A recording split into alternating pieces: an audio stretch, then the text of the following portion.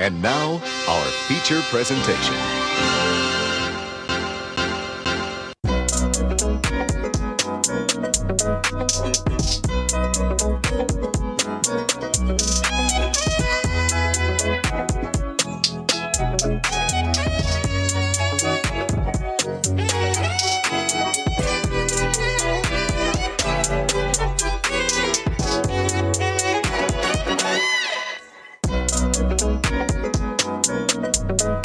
Well, boys and girls, ladies and gentlemen, welcome. If you're seeing this, you probably see that we have a special guest here, and yeah, we'll introduce him in a second. Wait, do they see that? Or isn't it when he talks, the camera switches? Isn't that how Riverside works? I fucking don't know. Well, now you look like a jackass, buddy. That's not that hard to do. Whatever, man. Ladies and gentlemen, boys and girls, children of all ages, the Cinema Villains proudly bring to you a haphazardous, a tag team match of epic proportions. I am your hostess with the mostest, Shaggy Black, alongside me, the King of Kongs, Jose. That's right. King of Kongs. But we have a special guest.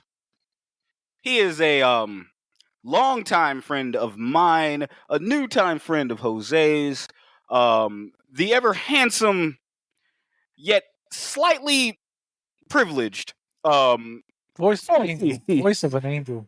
Kory, because I'm not going to pronounce your last name because I don't want to fucking butcher it. Kory, how you doing, bud? What up, man? It is. Am I privileged because of my skin tone? Is that what it is? No, I was going to say your voice because that is goddamn angelic. It really is. It's like, man, that's a professional voice right there. It really is, dude. You put that shit to shame. I know motherfuckers tell me that they love my voice, and I'm just like, but why? But then if I talk like you, I'd be like, oh yeah, no, I can see it. I can see it. Like he needs to do ASMR videos. Really, like That's kind of what his thing is, though. If you think about it, podcasting is just ASMR. Yep. The good old. Tell us about your podcast. Your wonderful podcast. Yeah, tell these lovely people who the hell are you, and why should they care? God, I really wish Shortbox would do that again. Man. So yeah, Kory T. My podcast is The World Is My Burrito, aka Twimby. I still call it like a personal project because I talk about a bunch of different topics ranging from American stuff, film stuff, a lot of like anime and manga, but it kind of really comes down to me looking in my library and being like, hey, I should probably read this and then cover it. So yeah, but I try to make it kind of educational. It's just me, so I don't get the riffing. I don't get that riff tracks vibe. But you know, it's a fun thing. Check it out. Please do, because you will learn something. I promise you that. That voice is too damn sultry for you not to learn anything. Right? That's right. Kory, I know we have a history because we've met. You just mentioned one of the ways that we've met, due to our buddy Barter, via the Shortbox podcast. We've met. We're both from Duval County, Jacksonville, Florida. Duval, one time.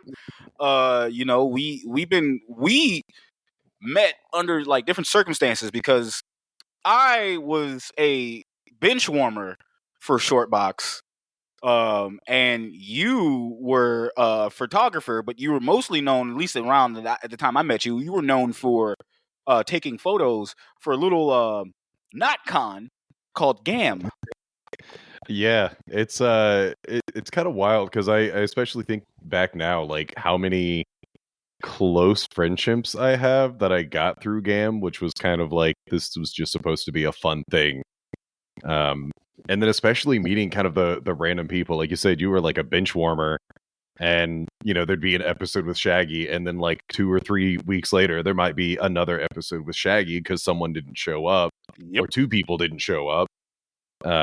I don't actually remember where it was that we met, but I feel like it was just, you know, just like it was either at a GAM, which I don't think, but I also want to say I know officially, like, probably if it wasn't GAM related, it was definitely probably at Barter's house where you told me we were there for the Dragon Ball Fighters tournament, Dragon Ball Fighters tournament when it dropped, and you told me, and my non having an ego ass, I was very photogenic.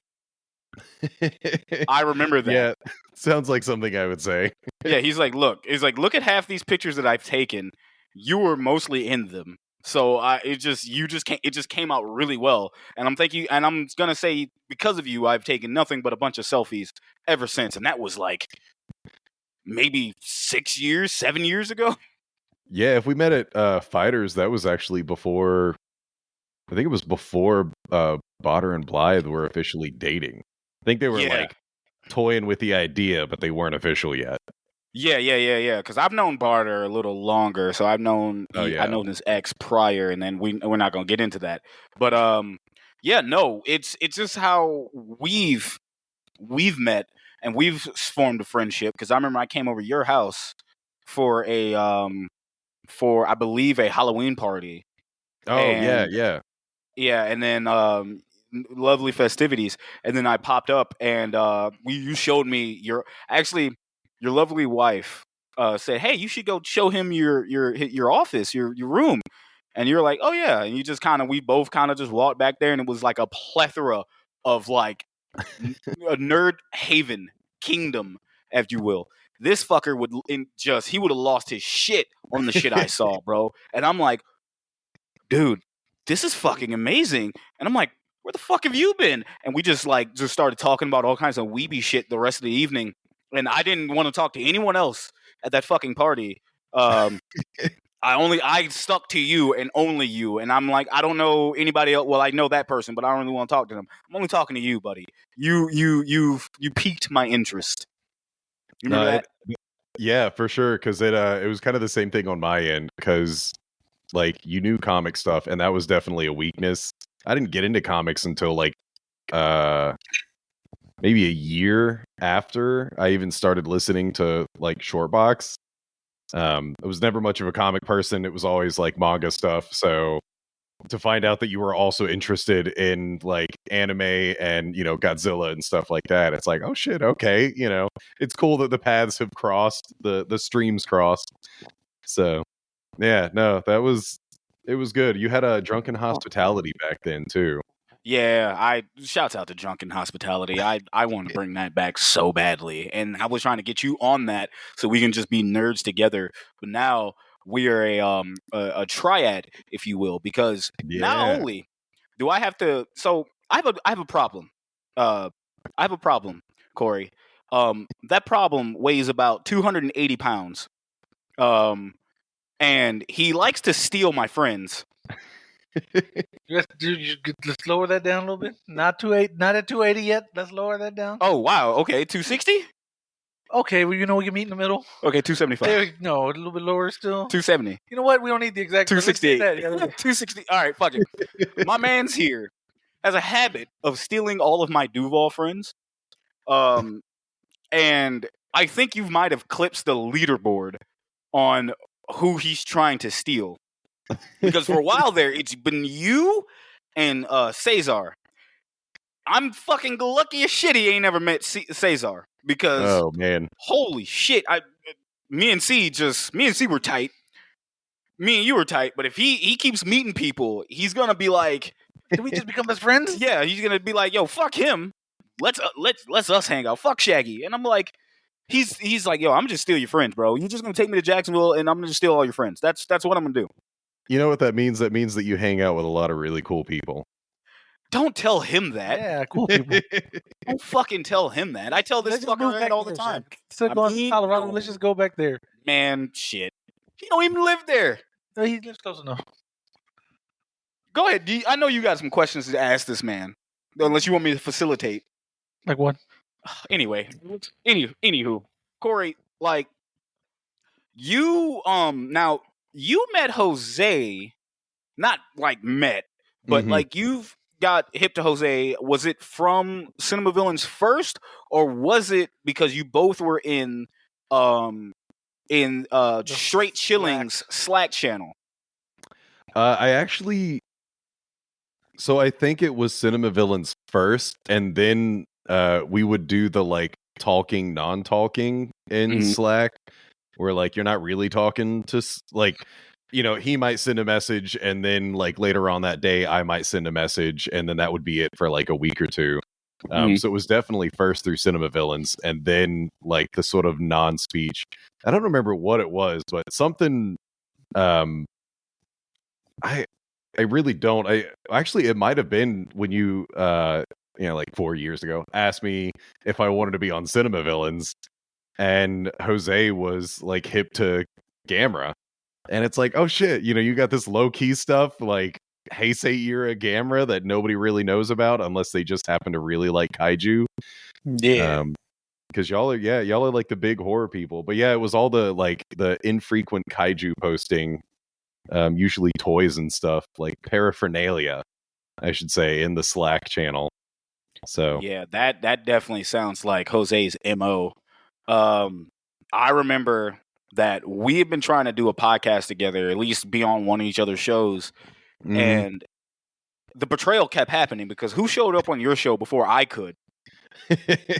Jose. That motherfucker. That's right. And because he answered the call. Let me tell you something about this dude. Let me tell you something about Jose. Don't let him fucking fool you. This motherfucker is shy as shit. It's true. Big shy, right? I can go in deeper and tell you stories about when we hopped on Straight Chilling. Oh yeah, that's fucking the funniest thing. I was like, Shaq, I need beer. I need to break these nerves. Give me all the shots now. I was like, and I'm sitting. Okay, fuck it. I'm gonna just tell the story how it is. I'm sitting on my couch because we're getting ready to go on Straight Chillin', which is a lovely podcast, horror podcast for those who want to get horror. You go ahead and Google those boys. Shouts out to Moncrief Bob. Moncrief Bob. And I'm sitting on the couch. We're waiting to go on the show, but I think I hadn't started drinking. Well, no, I think I was pre-gaming anyway, but I was just chilling. He comes in and he's like, Shaggy. I'm like, yo, what's up? And he's like, yo, I need booze. We need to drink. I need all the drinks right now because I'm like, wait, what? I mean, okay, sure, but why? And he's just like, bro, I just got to calm the nerve. I'm like, oh my God, you're shy. I've known this motherfucker for 10 years. I've never fucking knew how legitimately shy he could have been. And it's just Bob. You've met Bob. That's funny. It's just fucking Bob. I did say that. I was like, it's just fucking Bob. Like, what? Why are you need? I'm like, fuck it. But then that's when I realized I'm like, he's shy. I thought he was gonna be shy around you, but apparently you're handsome ass. Cause he's like, he only heard, I don't know if you saw him before hearing his voice. Looking at his Avi. Maybe you saw his Avi in Slack and just didn't see anything else. But you're like, nope, his voice is amazing. And I'm sitting there like, yeah, I'm like, yeah, no, it's even worse in real. Yeah, I think he was on not a short box, a Straight Chillin' episode. Well, like their Godzilla one, right? Yeah, the original Godzilla, yeah. Yeah. Oh, like, this dude has a voice of an angel. Jesus Christ, what an amazing guest they got. Man, we were like, I'm telling you, like look, man, I don't like calling. I usually try not to tell white men they handsome, but this motherfucker here is goddamn gorgeous. Like, listen, he knows it.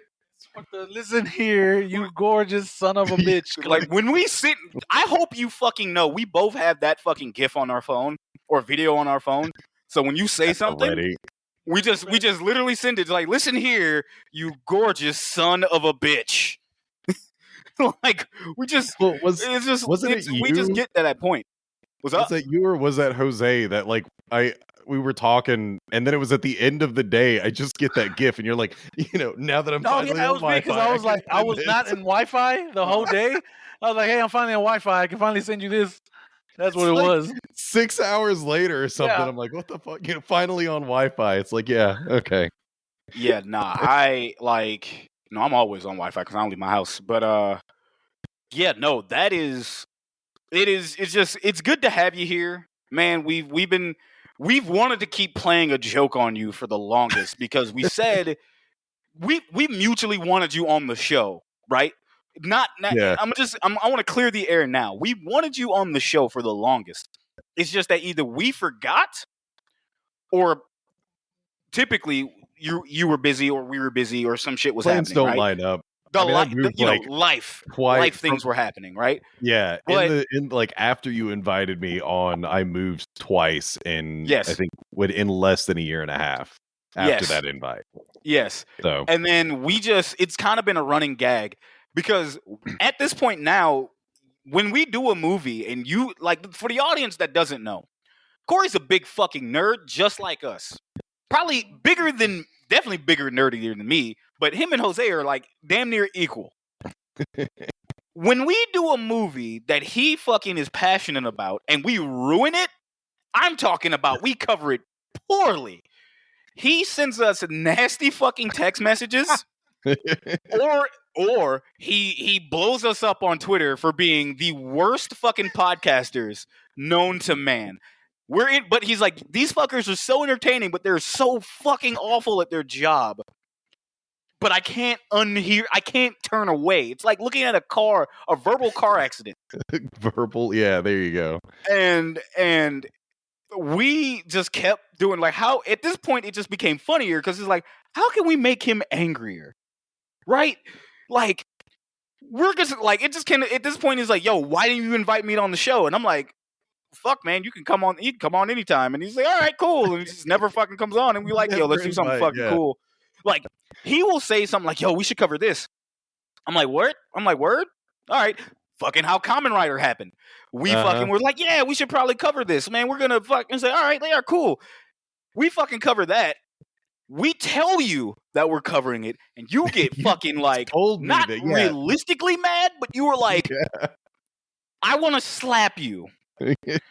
I'll never forget. You were like, "Hey, man, you still want to review Gamera, right?" Oh yeah. And you're like, "Yeah, man, that's awesome. All right, cool. So we're gonna review Kamen Rider tonight. So you don't have to." The biggest troll. Oh my god. I was in Jacksonville at the time, and I was like, you hit me up. So the first thing, you're like, oh, hey, you still want to review Gamera, right? And in my mind, I'm like, shit, okay, I'm at Brenda's parents' house because we're staying in Jacksonville the weekend. I can probably get like a mic set up, get the room to myself. And then you're like, cool, because we're covering Kamen Rider. So it's this double whammy of like, shit, can I record in the next 5 minutes? Versus, oh yeah, actually we're covering something else, so fuck off. Yeah, that was fantastic. Me and Jose were just sitting here cracking up at your text messages, angrily, like just pissed off. Like, you might not have been mad for real, but you were like, I'm going to fight you. I'm going to physically fight both of you. And I felt bad. I'm gonna honestly say I felt bad because I'm like, damn, dude, he's been wanting to come on this fucking show forever.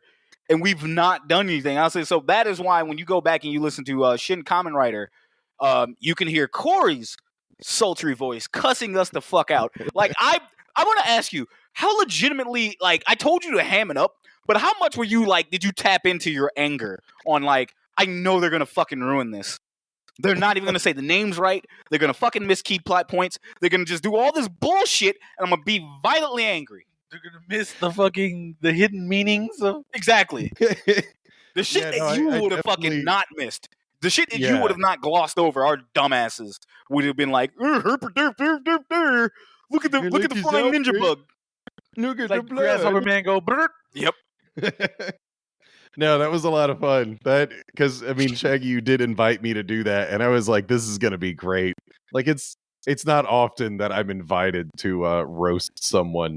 So it's like, okay, I think I had to even listen to another episode of something that y'all did. Or I probably recently like Ghost in the Shell or something. Oh, dude. We apologize for Ghost in the Shell, by the way. Yeah, even us were like, look, we're too dumb to understand the true meaning of this anime, so we were just like, hey, brother. Hey, the Major's cool. I mean, we were like, hey, brother, don't be mad at us, man. We tried. It's like, we tried, brother. Man. Like, we tried. Ghost in the Shell explained on YouTube. Like, thank you. Like, we get it now. Yes. Like, I really don't either. Let's just pretend we do. But yeah, no, that was fun because I was like, we need to get him involved. And I told you, say, hey, man, don't roast us. Don't be afraid of just go off.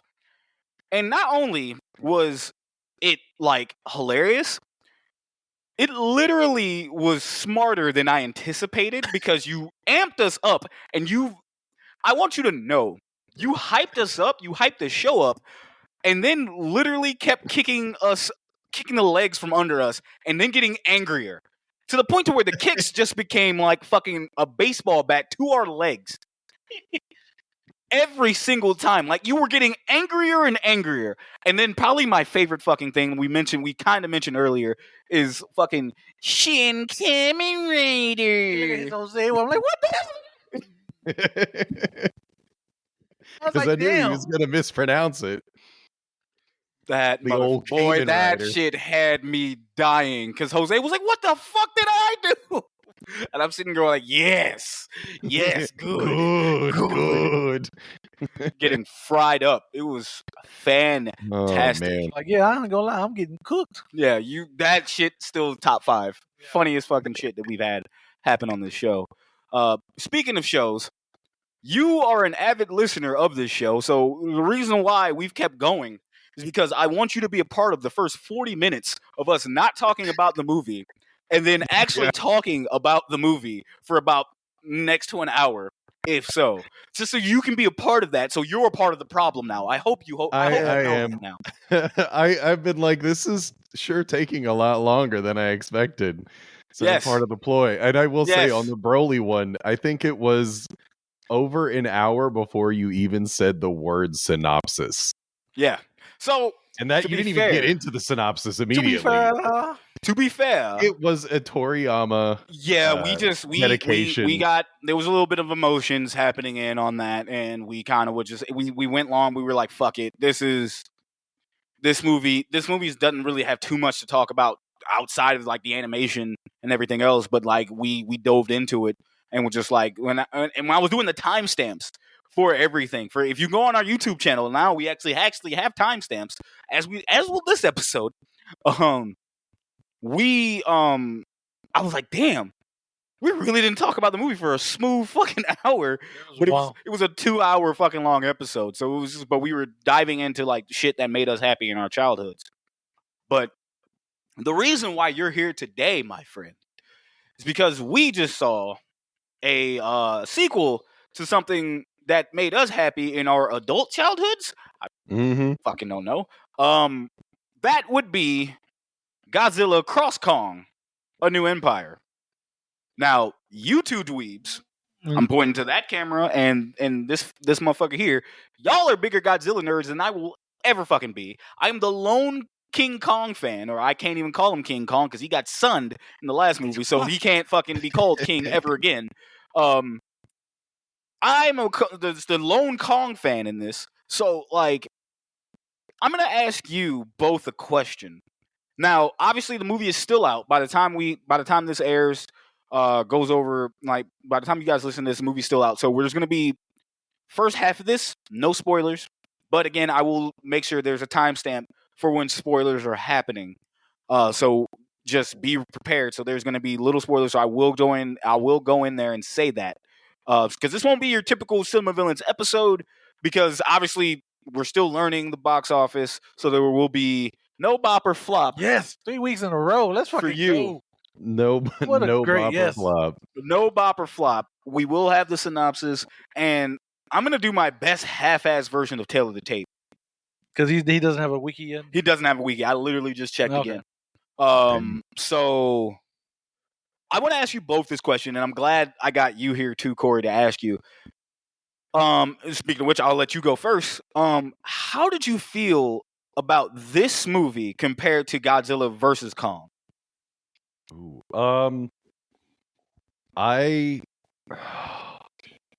man, they're probably about equal, but for vastly different reasons. Yeah. Yeah, because it's weird to say. I think one of the things that I've loved about Legendary so far, and this goes into it, is every movie is different. It doesn't feel like you're watching the same movie each time, because you've got some that are a little more horror, some that are 80s action, some that are like Godzilla versus Kong. I tell everyone, like, it's literally it's the story is Jules Verne's journey to the center of the earth, but it's an adventure of self-discovery, and the self-discovery is for a giant ape. Yeah. Like, so it's fucking weird. It's dumb, and this one's not quite like that, but it does, it is still a very different movie. And I really love it. I might have to say that Godzilla vs. Kong was better only because of just all those introductions and everything that they did after King of the Monsters. Because it's just like so many firsts. Like, we finally see they've been building up to this, because you always thought that King of the Monsters was going to be Godzilla vs. Kong. Yeah. Because it's like they set up Skull Island, you have Godzilla, you have Skull Island, and then they're like, nope, we're skipping over that for now. And then you get King of the Monsters, and it's like, holy shit, there's literally no Kong in here whatsoever. And then they finally dropped GVK, and it was just like, what is it? 80, like close to 80 years in the making. Yeah. 70 something years in the making. Yeah, it was been there, dude. Because I told you that was actually the original King Kong vs. Godzilla was my favorite Godzilla movie, because of how bad it was. Not because it was good, but just because of just like, this is awful. I love it. Jose, how about you, man? How did you feel about Cross versus? I thought you just don't pronounce it like Hunter and Spy Family. You can say Godzilla Kong, but I'm gonna put the X there because fuck it. Like Tekken, like Street Fighter Cross Tekken, because fuck it, it's right there. Yeah. Go ahead. How'd you feel about it? I enjoyed it too. I thought it was like super fun. Like, especially that third act, which just like, it's just fun. It's just like, here, have fun. Here's one 30, 45-minute fight. Just enjoy. Yeah. And I kind of feel the same way. I kind of think, especially after the first viewing, I was like, I think Godzilla vs. Kong was better. It felt paced. It felt like it had a better pacing to it. Although I didn't notice that so much the second time. Second time, like, oh no, this is fine. This ain't that bad, actually. I guess now that I knew everything that was going to happen, it just flowed better the second time. Yeah, just to let it know, me and Jose saw it twice. Yeah. I believe, Kory, you said you only saw it the one time? Yeah, I only saw it this morning, and what I did not realize is this is the anniversary of the day that Godzilla vs. Kong released today. Yeah. Mm-hmm. So I saw Godzilla 3 years ago. Kong, yeah. Let me hang it. I didn't know what you were doing. I was like, No problem. I thought you were telling us hold. Pause. No, nah, man. Like, and I'm actually with both of y'all. So I will say this: I feel as though Godzilla vs. Kong was the better movie out of the two, only because the story was a little bit better there. However, I will say Godzilla Cross Kong was fun. Mm-hmm. Was mindless fun. I'm actually wearing like a WWE Slam, like with like 2 tag team wrestlers on it, to signify that this entire fucking movie was a wrestling match. Not like the first movie where it was just like a fucking fight, but like this one was a tag team match of like epic proportions on the way they were picking up. Everything is wrestling, is why I fucking wanted to even. One thing I wanted to talk about going into it. We'll talk about that when we get into the movie deeper. I went into this movie with low expectations, pretty much brain off. And for those making the joke saying, "Oh, Shaggy, but you always have your brain off," fuck you. I mean, y'all not lying, but Hey, yo, relax. But we I like, gentlemen, I don't know how you guys felt about that. Like I literally went in there and just was like, I'm not expecting anything, especially after fucking going in watching -1 and expecting some type of fucking cinema with Legendary. No, that's not what I'm getting. What I got, and I don't know if I told you this yesterday, and I might have. What I took from this movie, this is a millennial version of classic 70s, 80s Toho team up like type Godzilla movie, kaiju movies. Because we had the build up was but like when you got the last 45 minutes, that was like straight up Toho, like a Toho feeling back in the 80s, the 70s and 80s. How do you feel about that, Kory? Do you agree or disagree? Or like, I only disagree on the premise that, like, I can definitely see how you feel that, But I only disagree because this feels like an actual 80s American movie in a lot of ways, which is weird because you have we've had the resurgence like with Stranger Things and the Ghostbusters. There's so many things, even I want to say Captain Marvel, the first movie, where it's like, oh, here's the nostalgia like baiting. Yeah. Where it's like, yeah, this is what the 80s was like. And then, of the people that we've mentioned beforehand, Cesar is like, none of this shit is like the 80s. Like, they're all amping it up. But then you get this movie where there's a lot of scenes where it's like some things I feel like, am I kind of watching Top Gun right now? Like, what's going on? It was just weird watching this. And it's like, I feel like I'm watching a movie from the 80s. I don't know if it's the right movie, but sort of kind of RoboCop vibes.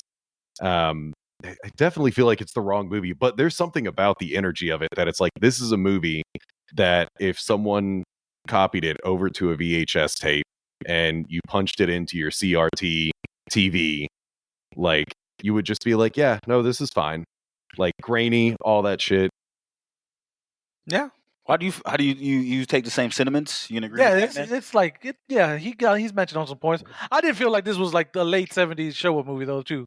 Yeah, like 100%. Like this movie 100% is just prime for a double feature with Godzilla versus Megalon. Yeah, like I feel like that would be a perfect double feature, that movie and this one, and because it's like a bunch of silly shit happening, and then you get a pretty awesome team up at the end.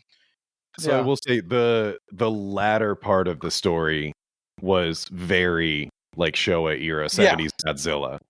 That's why I said it, right? Because and that's why I didn't want to say that you're wrong, because it's like, no, it's there. It's there. Like like I said, you two are my like kaiju experts. So like, if you're gonna tell me I'm wrong, I'm about to shut the fuck up and be wrong. So like, it just felt, just watching it, like, damn. None of the human shit I care about. Like, granted, yes, but it's like, this is some silly ass shit. And then, like, if you think about it, you got silly ass shit in the damn team ups as well. Because I remember watching, what was it, King Ghidorah? I forgot what it was, where they had Mothra. The one we did for the show? Yes. Ghidorah, three-headed monster? Yeah, Ghidorah, three-headed monster, where it was Mothra, fucking Rodan, and Godzilla, and they were like, yo, it was like, and he was like, yo, you gotta take him out. And they're like, man, I don't want to team up with this motherfucker. And it was just kind of, it just gave me that entire fucking vibe. Because even then, in the background, you're getting the silly fucking, the assassin. And you're getting the assassins and the fucking, like, it was just, it gave me that fucking vibe. It wasn't bad. It was just more like, I see what you're doing, and I approve. It could have been done better, because you kind of did that better in Versus. But here, it's fine for what it is, right? My beefs aren't with the plot or anything. I got my beefs with, again, we'll go into it. Like I said, don't want to get into spoiler territory. Not yet, anyway. We will do that here in a minute. I will also ask you boys, where do you put this? It's probably a little too early for you, Kory, but where would you put this in your legendary pictures order? And I'll start with you, Fat Man. Fat Man? No, I'm joking. Fat Man. Let's see. So, 1, I got King of the Monsters. Yeah, okay. That makes sense. 2 would be Skull Island. 3, here's work. Yeah. Do I put this movie above GVK? Even though I guess GVK is the better movie. Did I have more fun with this one though? Oh shit. For now, you know what? For now, at a big 3, it's just this one, New Empire. Okay, you put New Empire. And also at 3, because I'm just not. It's Godzilla versus Kong. We don't put those bitches together, because fuck. Yeah, and then 5, I'll put 2014. Which I feel bad, because 2014 is cool. Yeah, 2014 grew on me. It wasn't bad. It wasn't like, bad. A lot of people dunk on it now. It was disappointing. It was disappointing when I saw it, because I was like, yeah, we could have got more Godzilla. But now I go back and watch it, I'm like, this actually wasn't bad. I don't know why people are fucking. I'm like, okay, it's the human element, but like, it's not bad. It's for people who didn't see it at the theater. Yeah. Oh, what happened, Corey? It's too safe. That's what I tell everyone. Yeah, That's exactly. my beef for 2014 is it's like it's the very first Godzilla movie that America's had since '98, and they don't want to ruin it. So they're like, let's just make this movie that's toned down. And when you see everything else that came after it, everything just trumps it. Because Skull Island was the next thing that came out, and it just stomps on that movie so hard. And it took me a couple of years to be like, oh yeah, it's like I didn't hate it, but I don't like it. You know, what do I say about it? It's like, oh, it's too safe. It's reserved. It could have done a lot more. Yeah. But it is, you know, it was the launching point. It is the whole reason we got the rest of it. So if they had gone too hard, you know, it could have been the other direction.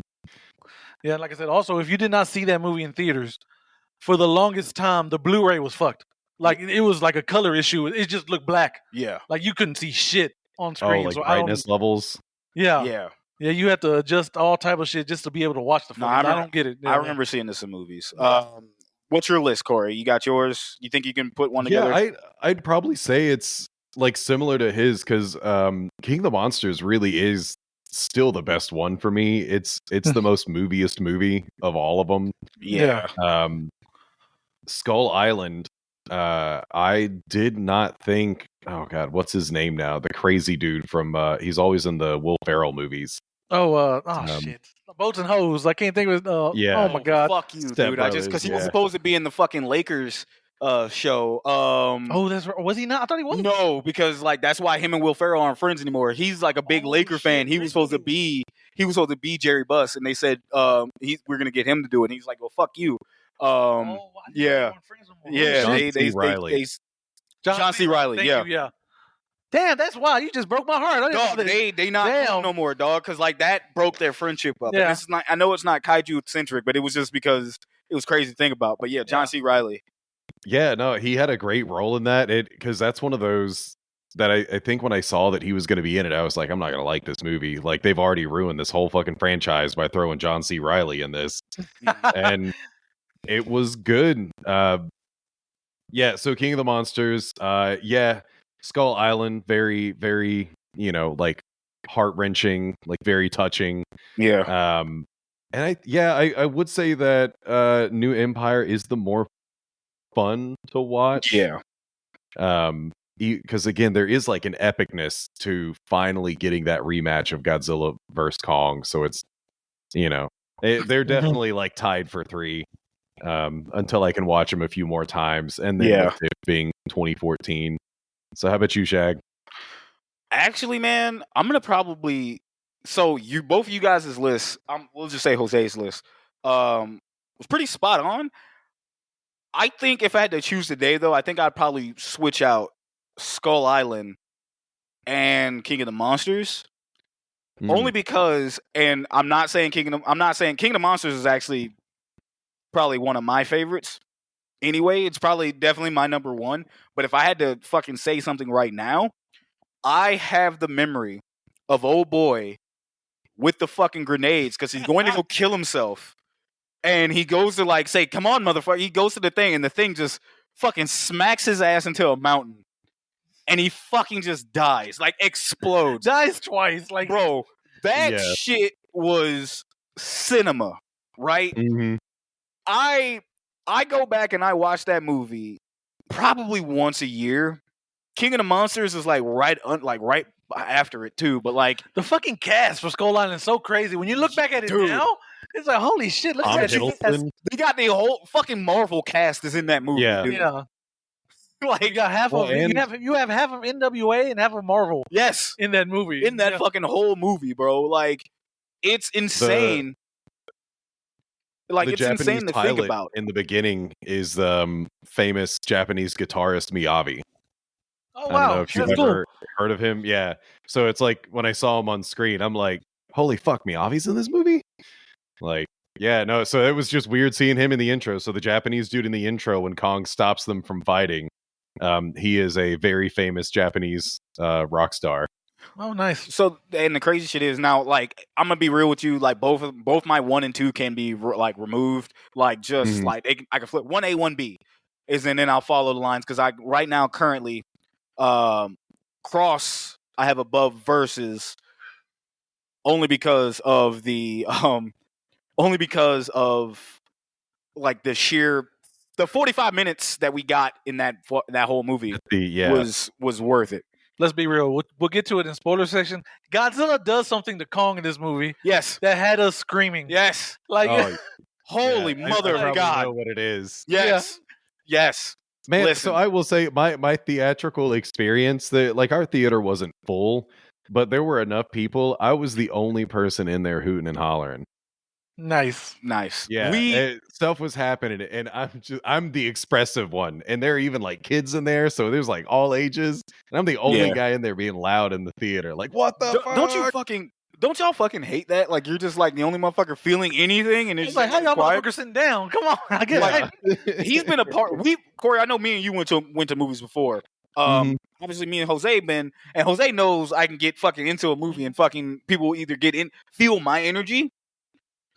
And that was oh my god, what's that movie called? Everything. Well, we did it. Everything we were the Everywhere ones All for at Drive. Once? Okay, yeah. It was everything, everywhere, all Everything Everywhere All at Once. Yeah. Yeah, the dude next to you was because you were just laughing at the KO. Yeah, they did the Smash Brothers sound effect.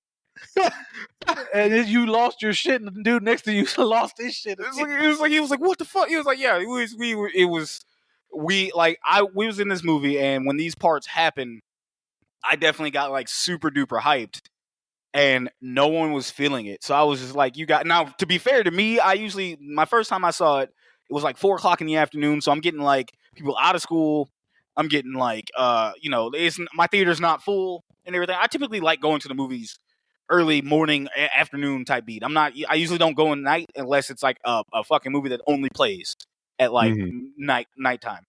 When I went with him, me and him are geeking out, but it's like certain things that we were just like, yeah, and it was still like crickets from everyone else. Like, oh, you guys are fucking boring. You know what I'm saying? I hate that shit. This is cinema. Yes, like fucking A. All right, do we want to get into anything else?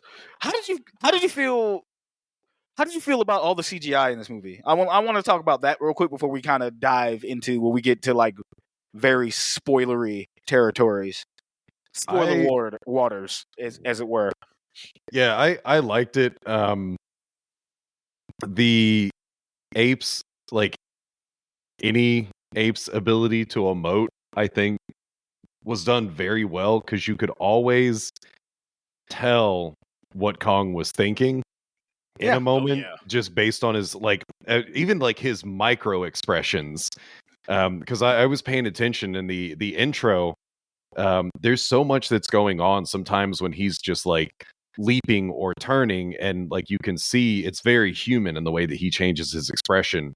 It's just wild. I was like, damn, like it looked very good. And I think something coming out of horror, something that you might agree with, is either kind of go all the way with CG or don't use any whatsoever.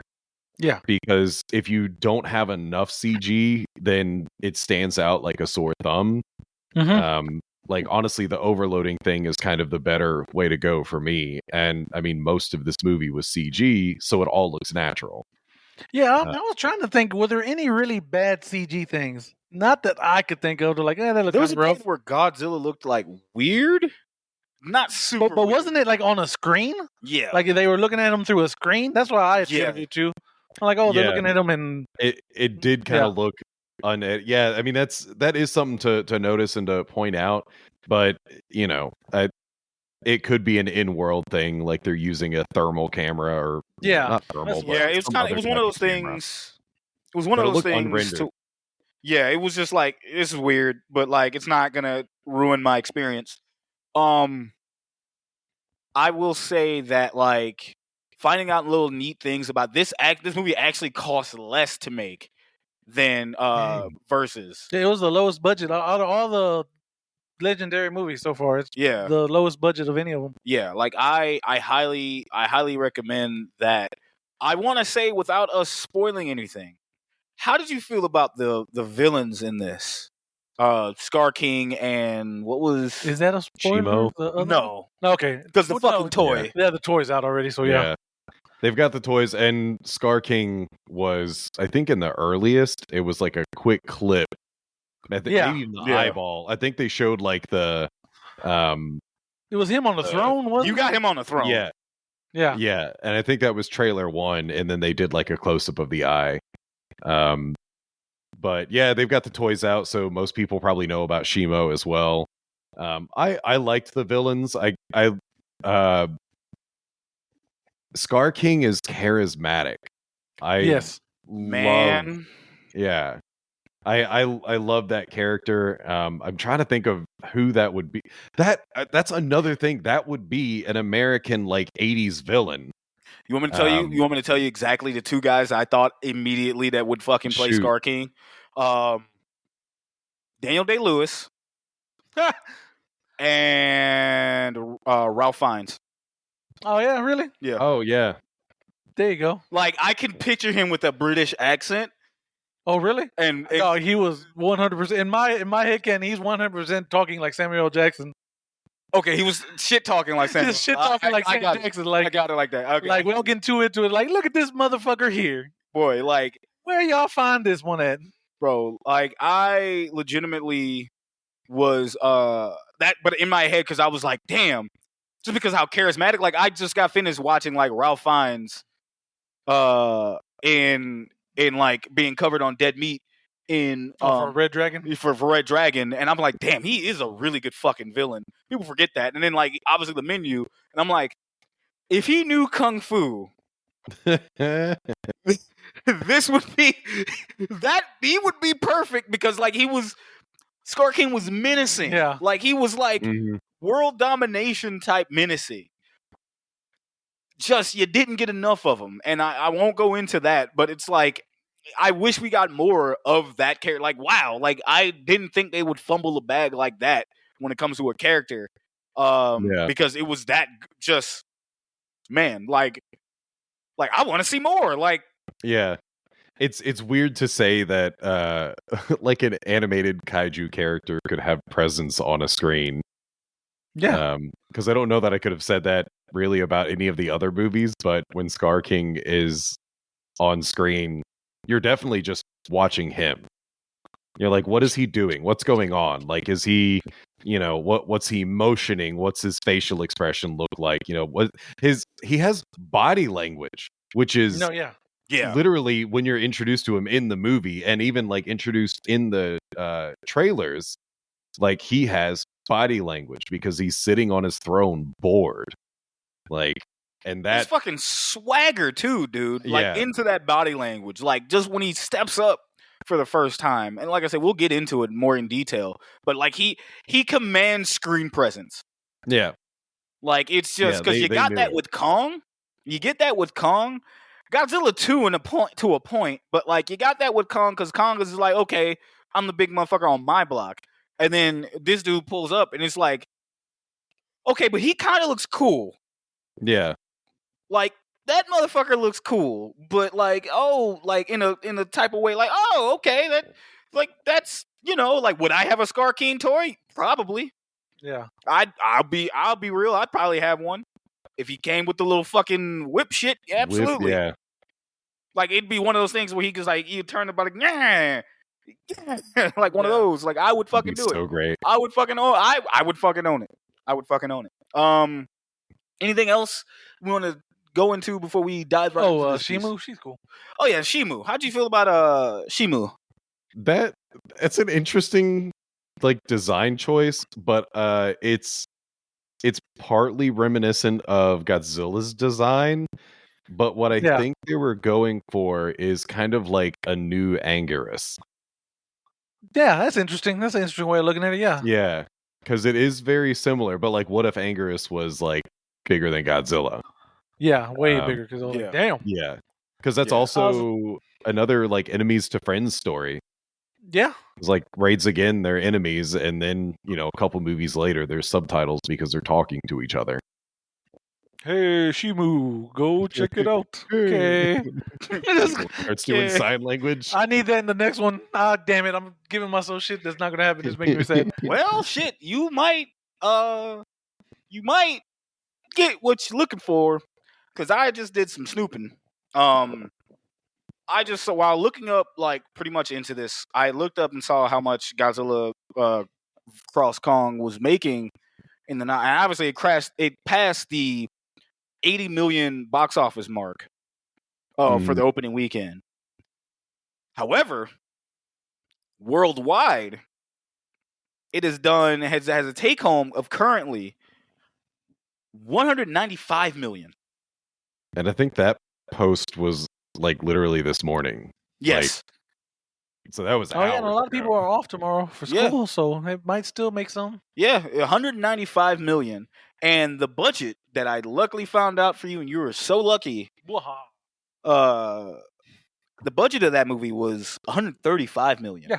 So, like, it's making its money back. It's got to be, I feel as though for it to be a success, it's got to make like 250. Yeah, it should do that.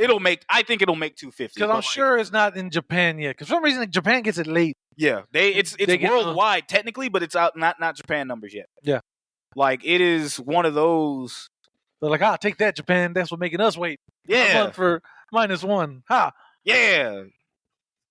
Please don't hate us. Don't hate us. Please, we just canceled in Japan. I just want -1 on Blu-ray, please. Please. Seriously. But no, it's Adam Wingard. Wingard. Pretty much stated that he'd be willing to do a sequel to this, depending on how the movie does. Yeah, no, I read it, and he said, he already said he wants to tell a similar story to this again, but he wants to do it for Godzilla. Yeah, he wants to have kind of like a more Godzilla focused story. Yeah. Because the last two have been like Kong focused, which hasn't been bad considering like what they've done with Kong. I know a lot of people who fucking listen to this be Godzilla fans. I'm not fucking here for no goddamn monkey. I'm like, listen, ma'am or sir, I'm here for the monkey. I'm here for monkey. You're the old dude in what is it, episode 1 of Mandalorian? Show me the monkey. Show me the monkey. Shit. But like what we got out of Kong was like, it wouldn't have worked if we didn't get Kong's facial expressions. If we didn't get all of those expressions between both those movies to where we would actually feel for Kong, it wouldn't have worked that way, right? Because obviously we're here for Godzilla. We know that. We're here for monster fights. But Kong is actually like, damn, I feel that. As like Jose will be like, damn. Kong's like, wait, I don't want another ass whooping. Please. Hold up. Wait. Oh, shit. But, hey, man, it's like I figured now would probably be the best time. Before we dive into that, though, gentlemen, do you recommend seeing New Empire to the love of people that are watching? Absolutely. Or listening? Yeah. 100% go see it. It's a fun watch. You could take a kid to see it, which is very important. Yes. King of the Monsters might go over their head. Actually, honestly, this might be one of the best like introductory ones for kids. Because it's not super dull. I think there's just enough stuff going on to like hold attention. And this would probably be the best one for like a single digit kid to show them, and then years later like they'll watch the other ones and actually be interested in them. So but as you said, like the adult childhood thing, man, this was hitting so many notes where it's like, God, like I can't see how anyone would hate this unless you just hate your childhood, like, or children, Bingo. Yeah, exactly. There you go. Jose, how about you, man? You ready? 100%. Yeah, just go see this movie. It's fun. I recommend seeing this, folks. Like, you might as well, just because you got nothing better else to do on the Easter weekend or by the time whatever this drops, go ahead and go see it, man. Go have fun. We highly recommend it. There is a lot of if you even think it drags, the last 45 minutes of this movie quite possibly worth every minute, every little penny that you spent on watching that movie. Like, it's just, it's great. It's great. All right, folks, now I say that to say this. This is your spoiler warning. We are going to get into spoiler territory. So if you haven't seen this movie yet, but you're interested, pause us, come back. We'll be right here to talk about it. But if you are a sicko like me and just don't care about spoilers and just want to go in and gallivant, hey, we're here, and don't say I didn't warn you. Gentlemen, ready? Yeah. You ready? Yeah. Kory, you ready? Yeah. Absolutely. Spoiler alert, like a motherfucker. There you go. You want to say it again? Say it. It's like, oh, yeah. Say it again, man. Go ahead and hit that shit, bro. Spoiler alert, like a motherfucker. Yes, sir. Shout out to Shortbox. They don't have fun anymore. They don't have fun. They don't. They got sponsors now. They can't do that. They can't do that's right. They can't do all the fun shit. How bothers like Godzilla, whenever someone else acts up, he fucking just crashes into their home. It was just like, hey, shut that shit down. Shut up. What Shut up, kid. Like, shut up. Smacks the shit out of him. Man, okay. So, hey, you know what's the best thing about having a guest on the show? What's up? I can go use the restroom and you won't be alone. You motherfucker. All right, man. Oh shit, I'm looking at the wrong movie. Godzilla X Kong New Empire. Now, normally this will be the point to where I would do the tail of the tape here. I don't have any real messaging on Wikipedia or Villains Wiki, what I usually use. So what I'm going to do here is just basically off the cuff. And Kory, I know your ass went to that movie and you have your fucking book of notes. So you can check me when I am wrong. All right? Yeah. So as much as I can get into Shimu. Shimu is a legendary kaiju monster that hasn't been documented, but is basically pretty much primal lizard version of Godzilla, only instead of fire, it is ice. Yeah. Like, she instantly like permeates fucking just cold, like Arctic weather. Absolute zero. Yeah, absolute zero. Like fucking, like, what is it? Dry. She's a walking, talking dry ice machine. Dry ice. Yeah. Yeah. Just as she's like coming up on screen. But she is a slave to the big bad in this movie, who is known as the Scar King. Scar King is a legendary ape. Slender in size compared to Kong. Think more of orangutan. Mm-hmm. Versus how King Kong is an actual like gorilla. He is, scarred up. I love his visual look. First I fucking hated it. I was like, I don't know if I like any of this. Why are we fighting another monkey? What is going on with this? Then I saw it. I'm like, oh no, he's great. Mm-hmm.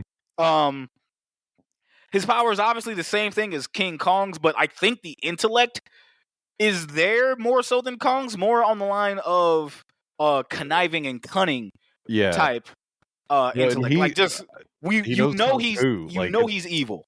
Yeah. Because he has a purpose. Kong's just kind of existing, and Scar King is intelligent enough to know what revenge is. Yeah. And to want it. Yeah, and then but Scar King could have been Hater of the Year if they allowed this man more screen time. Mm-hmm. His skill set was pretty much, I don't know where he learned monkey foo. Yeah. But he knows it. He's flipping and dipping up on that screen. He also has a weapon of choice, where Kong has his weapon from where he got from Versus, which is the axe. Scar King has a whip-like weapon with I'm only assuming it's a crystal that controls Timu or Shimu? Timu. I know, right? Timu, I think, like Shimu off of Timu. Golly. I think it's supposed to be one of her spikes. That's what I was thinking. Yeah, nothing else is explained, and it's like, okay, that kind of looks like a spike. That's the same shit I told Jose. I was like, yo, I think that's one of her spikes. I'm not 1,000% sure, but like it's like an open door if they didn't tell us shit. Like, okay, like that's what I'm assuming it is. And he uses that to control her, which makes her his slave to his bidding. So like he's pointing the crystal in the area. There's like, hey, go fuck that up. And she's like visibly hurt when he's like pointing it, and he's like, yo, fucking do it. And she fucking just does it. So like he obviously knows that he's a dickhead. So there's that. Obviously when he kicks the what I think was the Mini Kong's parent, or like sibling or something. I'm gonna say his daddy or some shit like that. Well, maybe like his wondering if it's the mother. Because ain't no fucking way. Well, there's a scene at the end, like when the one ape has seen the portal and he comes back to tell Scar King. In the room, Scar King starts getting hype, and all the mothers like grab their babies, and all of the babies are gingers. They're the only ones who are ginger, but the mothers are not. So I'm wondering if that was like a relative of the baby, because definitely gonna say it's a relative. Yeah. Well, I would say like maybe Scar King makes the babies, but he doesn't raise them and be like, "Hey, you over here. Hey, guess what? Like take this one thing. Teach them how to be a man, or whatever." Maybe if they don't come out, the right color or something, he just like puts them to work. Man, I'm gonna say that's Grandpa. Grandpa got knocked into some. Yeah. Grandpa, no. Like that's the only thing I can think of. Apparently, that little small monkey boy has a name. And that, I totally forget it. I forgot it too. I think it's like something Skong or something like that. Like it has a name. There we go. Yeah, it's Suko. Oh, Suko. There it is. Yeah. So fuck it, man. I'm normal. Like I said, this would have been a normal episode typically, where we would have talked about the movie and everything. But actually, Jose, go ahead and give it your synopsis. Synopsis for Godzilla X Kong, The New Empire. Kong encounters more of his species in the Hollow Earth and must unite with Godzilla to stop their tyrannical leader and a powerful climate-changing titan from destroying the surface. And there you go. There you go. There will be no bop or flop, folks. So even though I guess it's a bop. It is technically a bop. Technically, it's a bop. As of this recording, it is a bop. Not critically though. No. Critics elbow dropped this movie. I'm like, this is one of those things that we would love. I haven't even paid attention to that. And critics aren't gonna. Yeah, I think it's rotten on Rotten Tomatoes right now. No, I believe that. That's it's the second lowest one because for some fucking reason, till this day, Godzilla King of the Monsters is like the lowest rated. So I thought this wasn't I thought okay, no, you know what? It makes more sense because when they did it, this one wasn't rotten when it launched. No, it had a low not rotting rating, and King of the Monsters was rotten, and it was just like, but now I can see it's the second lowest, which is insane. Yeah, that is wild. But the audience loved it. Last time the audience was like a 90%. Yeah, I mean that's what it's for, dude. Yeah. Like we know it's not going to be a good movie. This is not cinema. We've seen that like twice already we know. We fucking know. Trust. Like we're not getting fucking art that we got out of fucking minus Juan. Oh, but we did. We get to the Egypt scene. Wait, we did that. Yeah. Brother, that was for us. That was for us. Shaq, this was for y'all, buddy. But no, like, so, man, how do you want to do this? Do you want to actually read whatever's on the Wikipedia? Yeah, we can. Do you want to go through? Because let's ask our guests. Do you want to tackle this movie just like throwing shit at the wall like primates and just talking about whatever? Or do you want us to be a part of the actual cinema villain experience and have this man read poorly? I feel like we should go through it poorly because there's one, like, I know which scene you guys like the most, but there is another scene that is of equal importance that is much earlier on than that. Oh, I know what you're talking about with that one too. Yeah. I think.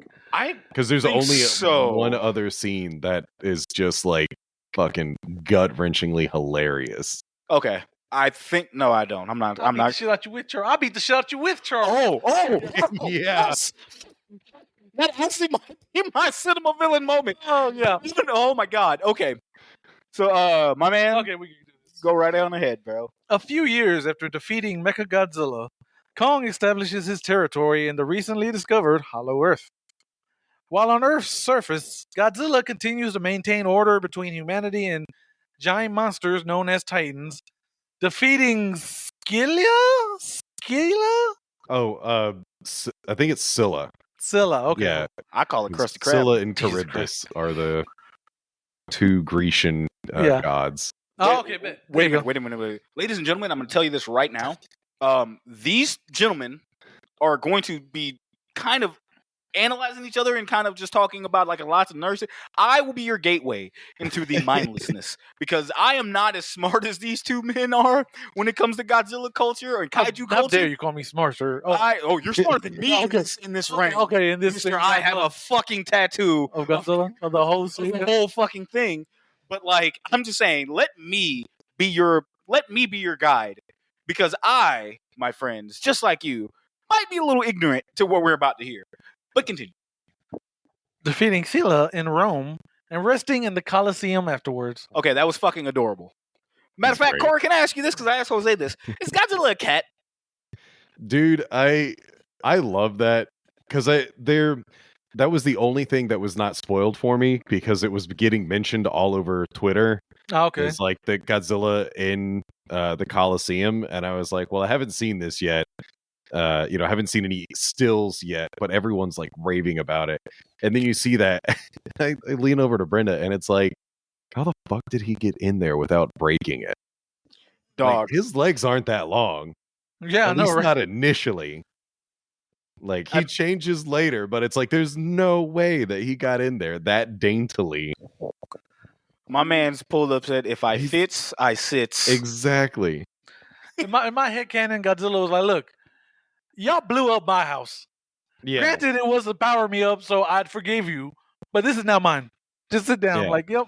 I It is claim this. Mhm. It's an otherwise unused box, man. It's just a circular box on Earth. See, if I was them, I'd be like, okay, here's what we're going to do. We're going to charge them double because now they can see the Colosseum and Godzilla. But it's kind of crazy because, like, yeah, you could charge him, but, like, what if he wakes up? What if he wakes up? Sign this waiver. It's like, oh, Yeah. crazy. We are not responsible when that motherfucker wakes up. But hey, y'all chose. Yep. You pay for your ticket, and then they've got a priest there who Yep. reads you Hey, your last God bless rites you. just in case. You Yeah. stupid fuck. Like name they of the now Father, like, the do you have a Son. will? Last will and testament. No. Okay. Enjoy the ride. Yeah. So see what else. Oh yeah. Also, they didn't mention this, but we get Kong where we learned that he's become Dutch from Predator, and he set up elaborate booby traps all over. Oh yes. Let's fucking Yeah. talk about it. Yeah. Like, I sat there originally when I first saw this. I'm like, yo, did they help him set this shit up? Like, did they be like, yo, we're gonna help him build? No, this motherfucker was like, yo, I seen Home Alone. I'ma fucking make my own traps. I can do this. Yeah, I loved it because in the intro, when he's standing at the edge of the cliff, they pan out and you see like the massive cliffside and kind of the danger of it all. I'm looking at it and I was like, there's a lot of like spiky shit right above his head. Like that's kind of weird. Can he not just grab on that? And then when he lays the trap, it's like, oh shit, like this is pretty well telegraphed. And he had like backups because it's yeah. Dude. No, it's very much Home Alone.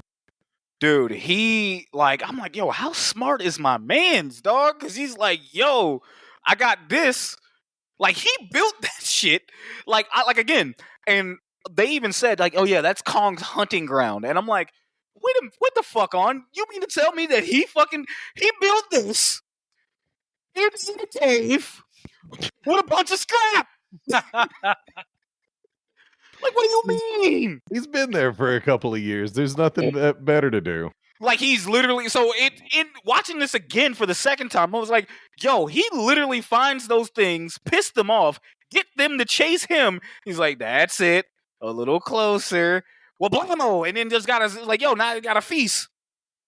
Because that's what I was talking about, the like facial expressions. It's in the moment because he's running away from the wolves, and then he looks back, and then when he looks forward, he has a smirk. Yep, I saw that. Like, I saw that second time. A half second, and it's like, holy shit! Like this is so attention to detail. But then when he got to the very end, that's why I was kind of confused. I was like, well, this seems like a bit of an oversight. And then saw the stuff. It's like, what the fuck is all that shit on the mountain? Yeah. So, Yeah. It just was kind of good, though. It just kind of blew my mind, dude. Because I was just like, bro, what? I'm like, no, how smart is this monkey? And then I'm like, okay, no, he's really smart. Fuck it, let's go. They made my man. Look at what they did to my boy. So Oh no, my boy. Yeah, I was like, oh shit. They was like, okay, they about to jump Kong. I was like, who gonna help him? Like when I first saw it, I'm like, who's helping him? Like fucking Zilla's not down there, so what's gonna happen? I'm like, oh fuck, he's got traps, booby traps, booby bomb. You said booby. I did, but no. Also, and then you find out he has a toothache. Yeah, because he goes to eat one of the wolves, and he's like, ha, and he gets his shit snatched by Titanus Doug. Making his cameo. Yeah, that's right. So I don't know if you knew this, Shaq, but no, everyone made a big deal about that little Titan or Kaiju. I did. In the last movie, I was like, hey, look at that little cool dude. And they just named him Doug, and he just stuck. And it's like now canon. Like his name is Doug. This motherfucker's Doug. I forgot to go. It got ridiculous. It got to the point where people on YouTube were like, is Titanus Doug a Godzilla before you got radiated? It's like, Jesus Christ. No, stop it. Like, really quickly, I forgot to go over the cast list for this. Obviously, it's directed by you fucking terrible shit. I fucked up. Godzilla Cross Kong New Empire was directed by Adam Wingard. Released March 29th of 2024. The cast list is as follows. I'm actually going to go to Wikipedia because again, I'm not trusting fucking Google for shit because they will tell me motherfuckers that was in this movie the last time. Yeah. So this is looking at the cast list. Rebecca Hall is back as Dr. Eileen Andrews. Brian Tyree Henry as Bernie Hayes. The ever popular, the Shaggy loved Dan Stevens as Trapper. Gotta love me some Dan Stevens, bro. I'm not even gonna hold you. I will say right now, I think he's an upgrade over not Pennywise Skarsgård. I can't think of his name. I know, but the other Skarsgård. Yeah. Was it Bill Skarsgård? No, Bill's Pennywise. Oh, you talking about? Is that his dad? No, it's Bill Skarsgård. Is it? I don't remember. I guess sure. But reason why I'm saying this because you may not remember. You may know who Stan Stevens is. Yeah. But one of my favorite fucking movies is one of the movies that I hope we fucking cover. The Guest. Oh yeah. Oh yeah. Yeah. I absolutely. Kelly Hoddle is Gia. Alex Ferns is Mikhail. Fala Chin is the Iwi Queen. Thank you, sir. Iwi Queen. That word beat my ass for like a second. Rachel House is Hampton. Ron Smigzik as Harris. Chantel Jameson as Jane. Greg Hatton as Lewis. Kevin Copeland is the submarine commander. Okay. Tess Dobry as the submarine officer. Tim Carroll is Wilcox. And Anthony Brandon Wong is the talk show announcer, which I think was like at the beginning of the movie. At the beginning, yeah. Where she's like, hey, Kong's at, in Hollow Earth chilling. Yeah, exactly. He's like, Godzilla, he's fine. He's fine. He's good. Yeah, don't worry about that. Hard cut to like him beating the shit fucking out of that. No. Shit, that dude, I was like, that guy kind of looks familiar, and he has to mean something. He was Ghost in The Matrix. Oh shit! He's in Reloaded and Revolutions. I was like, God, I this guy. Every time they do an anchor, it's always someone. Yeah. Very nice. That's pretty awesome. That. Look at us getting educated. I know, right? That's why I love this. Is that it? That actually is it. Yeah, that's it. Yeah, that's it. That's all. That's all the important. Alan Tudyk. What I was trying to look up. I was trying to look up who may have mocapped Kong, Scar King, Zilla, all those, but like, there's nothing. There's nothing. Okay. Nah, nothing to take away or anything like that. Which is kind of shameful because like it's really good. Yeah, it's really good. The mocap, especially for the 80s. I don't know if it's. Cause I know TJ Storm did it for King of the Monsters, and I think the OG Godzilla. I can't remember 2014. Well, who? I don't know if he came back for. Yeah, I could Godzilla vs. Kong. I could not find anything within the quickness of doing that, and I know Kory's probably fucking Googling that shit now. To It's make, like, I'm- I'll I'm hook you looking up. it up, but they're just talking about it. I'm not seeing. yeah, I didn't names. see any names. Like I just looked that up like prior, and I'm just like, damn, I don't even see anything. Well, you can go ahead and continue, my boy. All right. So did we miss anything in that? Nope, that's about it. Nah, that was about it. A Monarch observation outpost stationed in the Hollow Earth picks up an unidentified signal. On the surface, the signal causes Gia, the last known survivor of the Iwi tribe from Skull Island, to experience hallucinations and flashbacks, causing her adopted mother, Dr. Eileen Andrews, to worry. Also sensing the signal, Godzilla leaves Rome and attacks a nuclear plant in France to absorb radiation and travels to the Arctic. Monarch believes Godzilla is strengthening himself for an oncoming threat. So, yeah. Okay, so the human element. When I originally saw this, I just could not care about Gia and what's going on with Dr. Eileen Andrews. Gia looked like she had permanent I just sharted face. Jeez. Just because she had that look of uncertainty, like I don't know if this is a fart or I got a shit. Like just the look on her face. Yes, she is a child. I'm just saying, like it could not leave my mind. Right? But like the second time I saw it, I'm like, okay, She's scared. yeah, she's She's a scared. child And she's who's like, scared. Yeah, she's scared. You don't And know what she's seen. she don't know what she's about to poop out. I mean, that's what's gonna happen. I'm just She can't hear, Shaq. She can't hear when. that's why she's even more terrified. She's like, yo, I can't. Yo, I don't know. I can feel it. If it's more than that, I'm fucked. Mom, help! But nah, like -1 kind of ruined us about like how I should care about humans. I know it's possible. Can Legendary do it?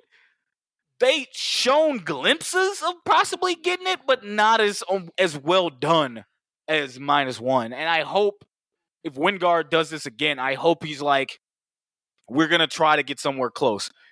It's not. I can't say it'll ever be like that, but hopefully we'll get somewhere close and it can work, right? I thought Bernie and Trapper were cool.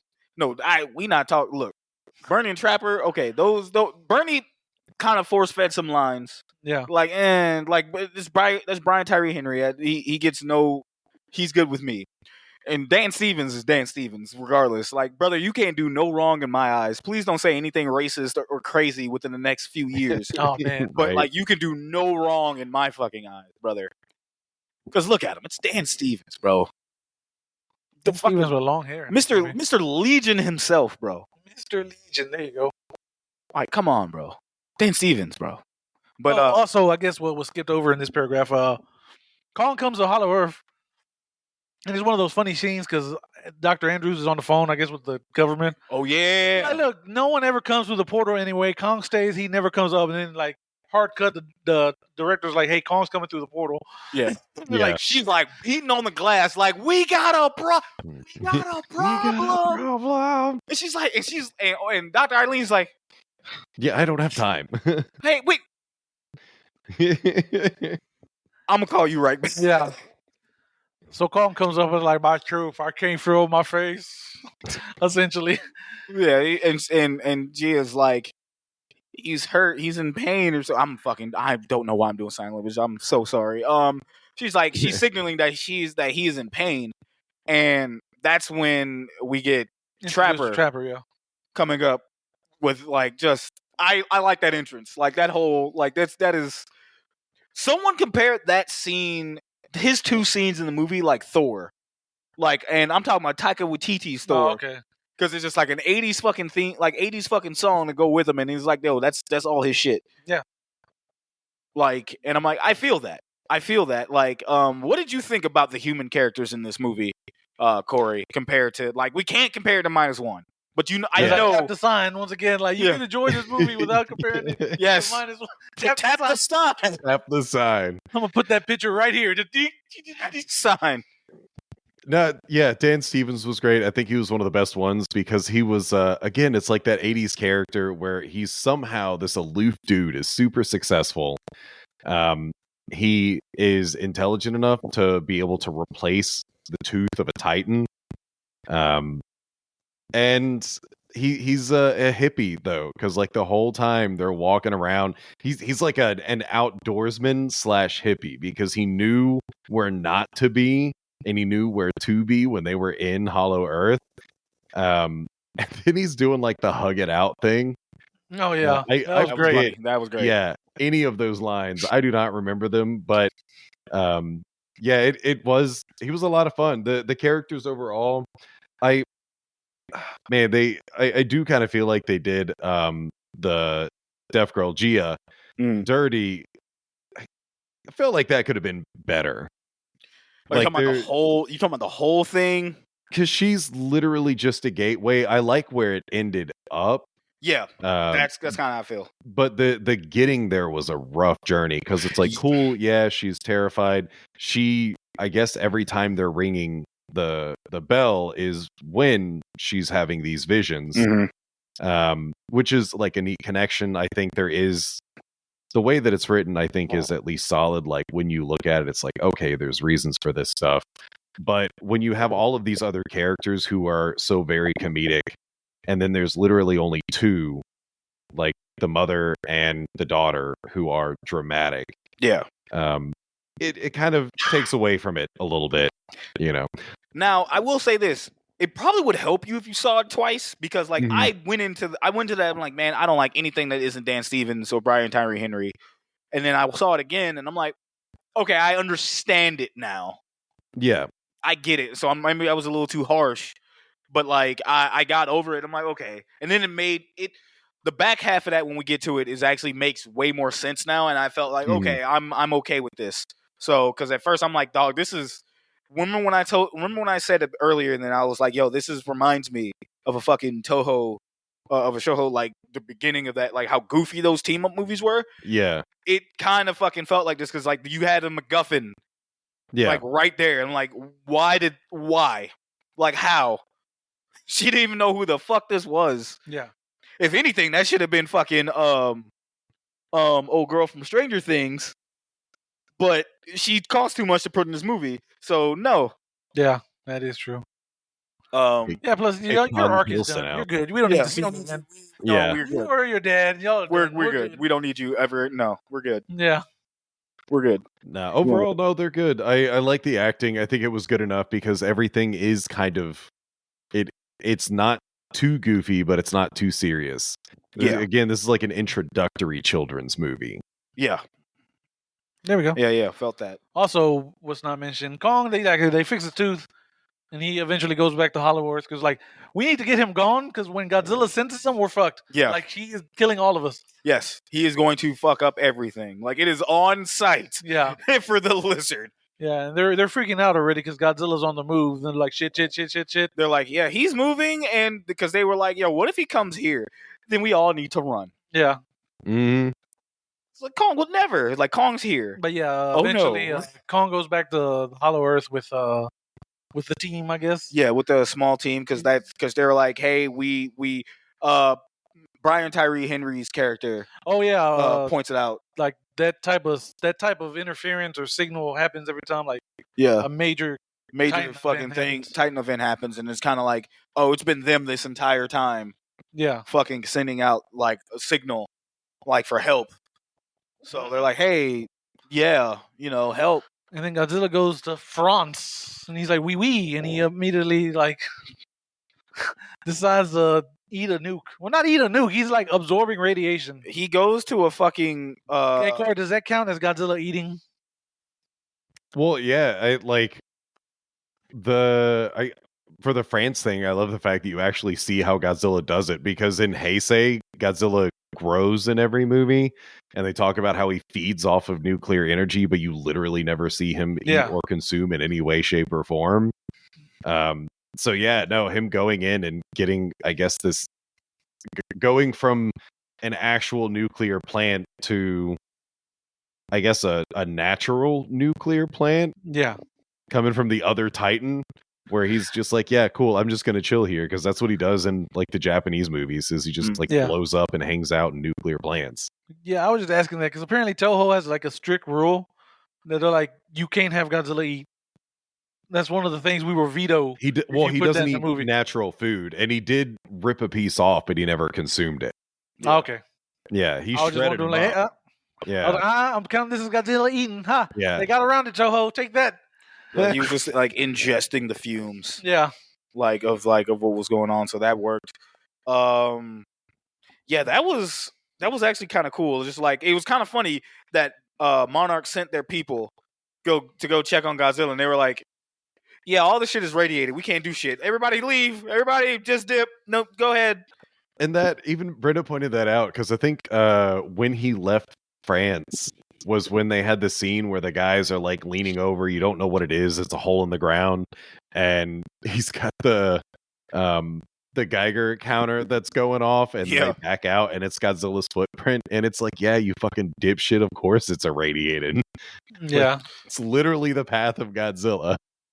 He's like, we can't go any further, and I'm like, okay. And then they were like, oh, the radiation levels are clearing because Godzilla's eating it and whatever. Let me ask you nerds this. Why did they send the drones to shoot at Godzilla knowing that I pretty much can piss him off? I assumed that was just the French government. I assumed that wasn't Monarch. That's how I took it.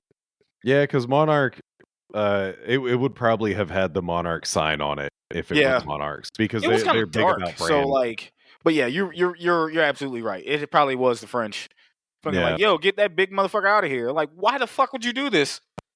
It's like, well, they had the comment earlier about how like the French government wanted to attack Godzilla, like the military. Yeah, they were like, yeah, we're just going to send the military after him, and I forget what kind of quip that they made, but essentially that is going to be useless. But they still tried. Yeah, in their own way, they still tried. That makes sense. That makes sense, because I was like, why the fuck would you? That's a waste of fucking time and money. Like, why would you do that?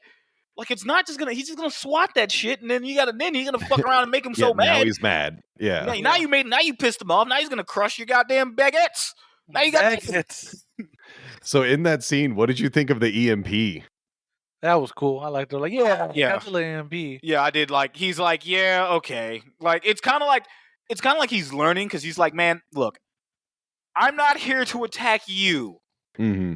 I got something else I got some place to be. Shit to do. I got shit to do. So I'm just EMP fart. That's pretty much just and just got everybody out.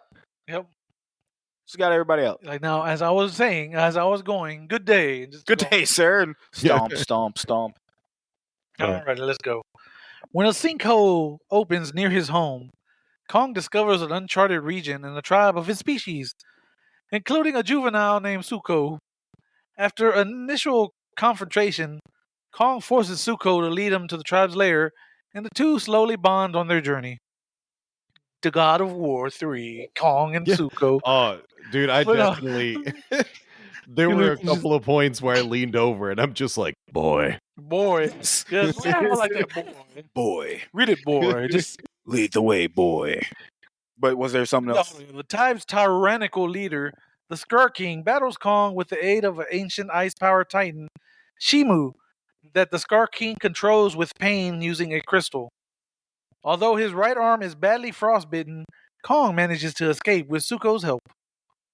Okay, let's talk about the orange monkey in the room. Suko.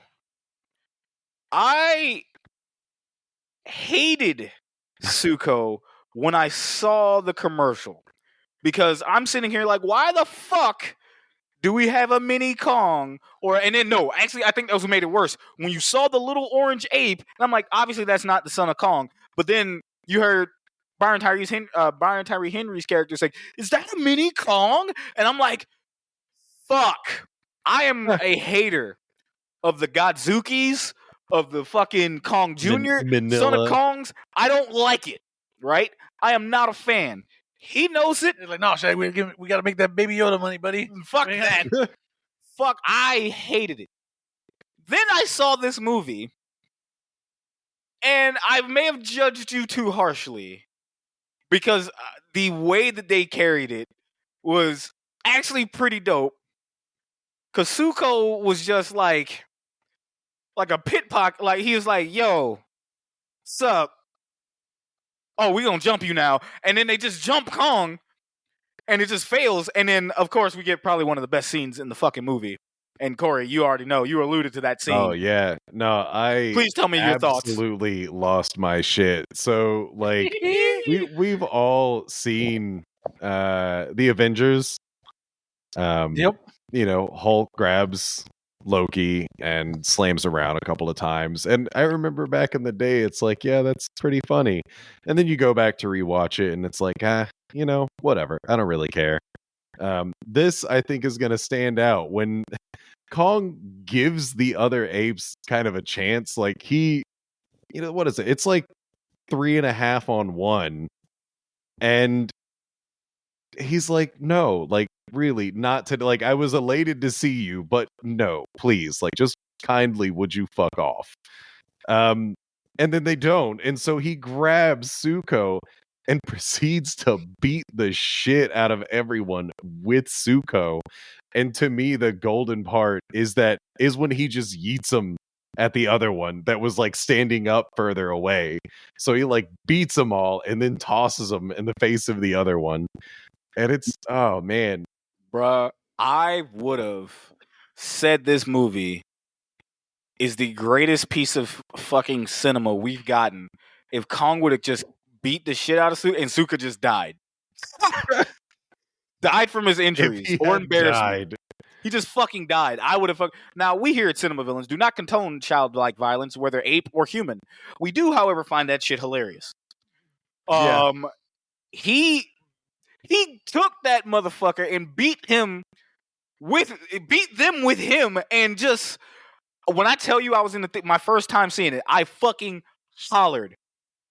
And the second time I seen it, I had to cover my fucking mouth. No, that was the other scene. Never mind.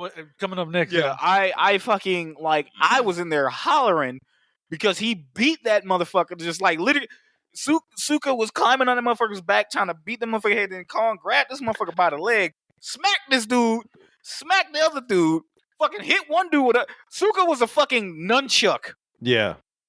An ape-like nunchuck getting fucking hit back and forth and then fucking just thrown at the motherfucker. And he just, like, I'm just sitting there howling. I was like, please, for the love of all that is holy, please tell me that small ape-like child is no more. Because I will be like, this is the greatest thing. Because I just don't like it in kaiju movies when there's a fucking baby. Like, I know. Just, why are you here? Who invited this baby? Whose baby is this? Like, exactly. Who mans? That's funny. Admittedly, there's like no real... I guess he's the troublemaker, because all of the other children are in the throne room. Terrified. Yeah, he's the only one who's just out. But he's the street like, tough. Yeah, even Scar King seems to have beef with him. Yeah, he's like the street tough. Like, yeah! Like, he's like... I had the thought of it if Kong is Batman. Oh. Then that is Jason Todd Robin. That's funny. If we're gonna go into comics and shit, where he's like, yo, you're like, hey, motherfucker, are you robbing me? You robbing me. He's like, ooh, ah. It was like, motherfucker's not robbing you, bro. Like, and it just works that way. And it's just, I wasn't a fan, but it grew on me. Because again, when these two, again, we see the shit because Kong beats the shit. Matter of fact, like you said, Kong gives one ape a chance after saving its life. Mm-hmm. He's like, yo, I don't want you to die. And then that ape, who he saved, picks up a shank to stab Kong. And Kong's like, man, and just boots that motherfucker. Leonidas kicks him. He's like, and this motherfucker just falls to his doom and beats the other one up. And then, my God, the shit that I was talking about earlier. I was in the theater trying to hold, because I seen it twice. And unfortunately, the night before, I sent Shag a meme. You know how? Okay, if you know one way to win my heart, ladies and gentlemen, it is memes regarding The Simpsons of any variety. This motherfucker sends me a meme of Principal Seymour Skinner throwing a book at like a random, I think it was a thug, throwing a book at this running thug, and he just ran like a half a football field, and Skinner just threw that fucking book, and it just conked him in the back of the head. Jose sends that to me, and it's like Godzilla X Kong, no, like out of context, no spoilers out of context, and I'm just like, I'm fucking hollering. So when we get to the theater again, and I see that shit winding up, I have to hold my fucking mouth because I am about to yell. Because that's all I can see is Kong being Seymour Skinner throwing that fucking rock at. If you have y'all seen Recess? Yeah. You seen this TV show like the kid show Recess? Long time ago. That fucker, the older fucking gorilla, that's Randall. Yeah. Snitching ass gorilla, fucking hauling ass. He gets dumped in the fucking head with the rock. I'm about to piss myself because it was fucking funny. I was trying so hard not to laugh, and all I could do was just sitting there going like, I got a lady sitting next to me, and I'm like, Kong's definitely the one who would most likely say, "Am I so out of touch?" yes. No. It's the apes who are wrong. That's Godzilla. That shit's fucking funny, dude. That shit cracked me up though. Oh my god. It's not like he knocked out that gorilla. No, he just threw the rock. Just like, man, fuck you, dude. Want to get one more hit in? Yeah, he just like boop. He's like, and he clonked his ass. And then again, while you're looking that up, one thing I will like to say, you both kind of nailed it on the head. We got like the God of War vibes from that. Kong looked at him and was like, look, man, I'm not gonna fucking kill you, but where'd you get this shank?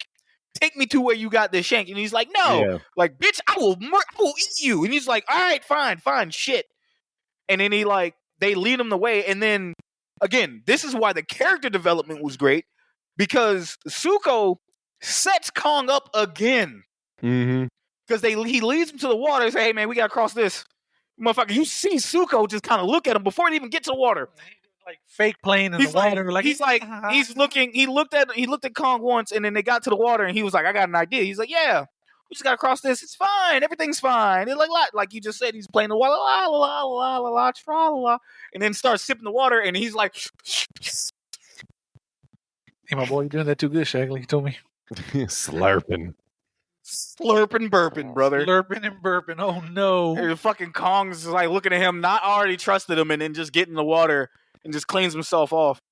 As you notice, Zuko's like got way the fuck far from where Kong was, and then he just starts seeing something in the water, and he's like, "Oh shit, he's like, "Oh no, something's coming." And Kong turns around, and it's like a fucking giant serpent thing that he's beaten up several different times in fucking Skull Island. And then Zuko's fucking hightailing out. He's like, I got rid of him. I ain't got to worry about shit.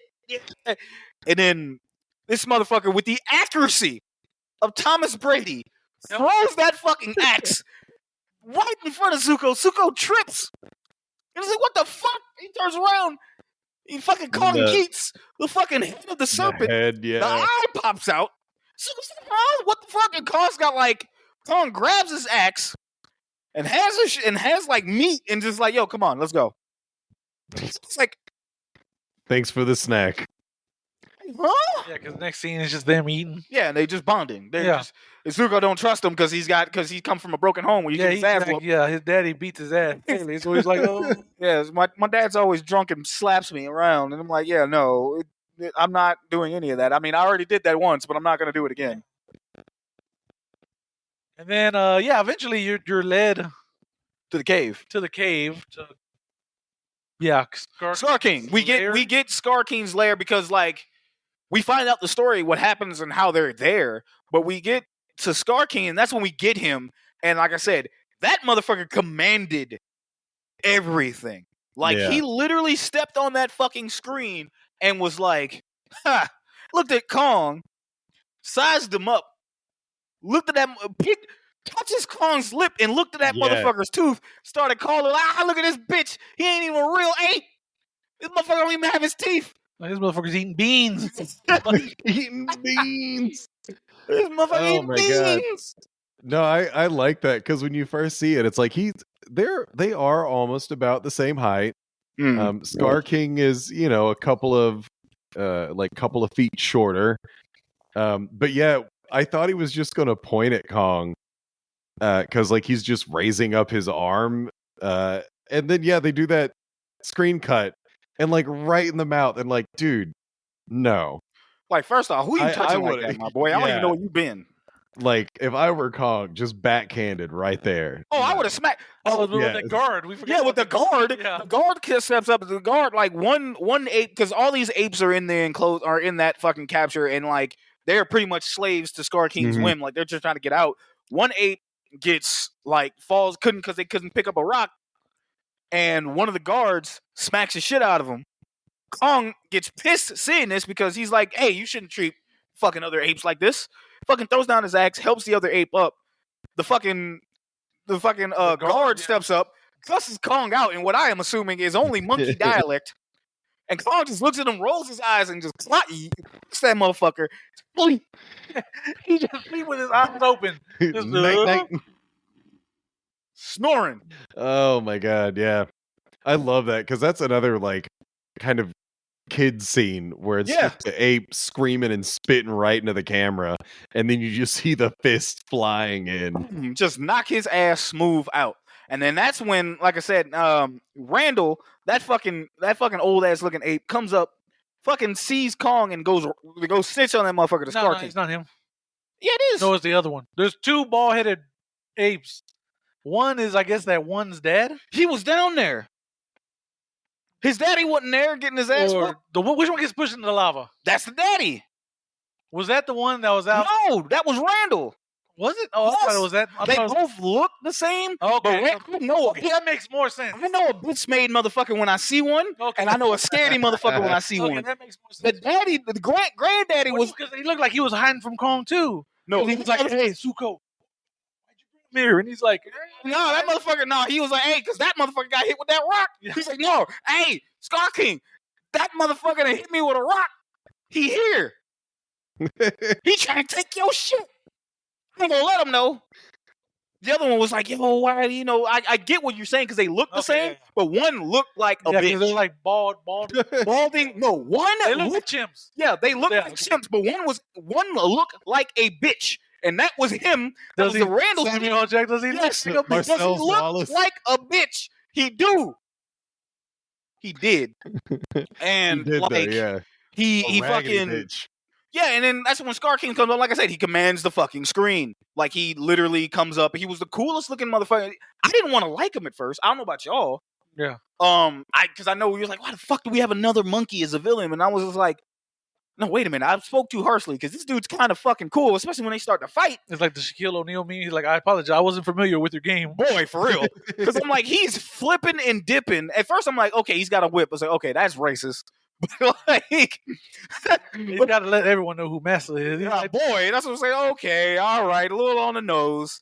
But then he was fucking doing like typical, like, yo, not just monkey flips, but he was just like, yo, I'm a fucking he's choking Kong out with the whip. He's fucking dodging his fucking, like, he's dodging his hands. Like drunken boxing. Just by flipping. And I'm like, yo. And he's like this the whole time. The dog, yes. It's like this man's Rey Mysterio and just fucking just bouncing around and shit. I'm like, dog. Also in my head, he's singing the King Louis song from the Jungle Book. Oh my God. In my head, he's like, "No, don't try to kid me, Kong." He's like, "I'll make a deal with you." He's like, "Take me to the top."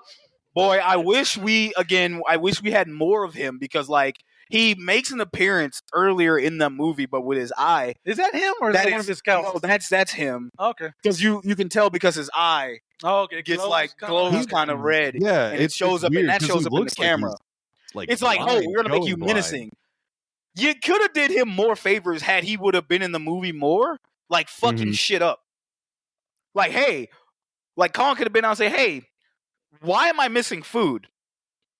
Or why are my traps not fucked? What's going on here?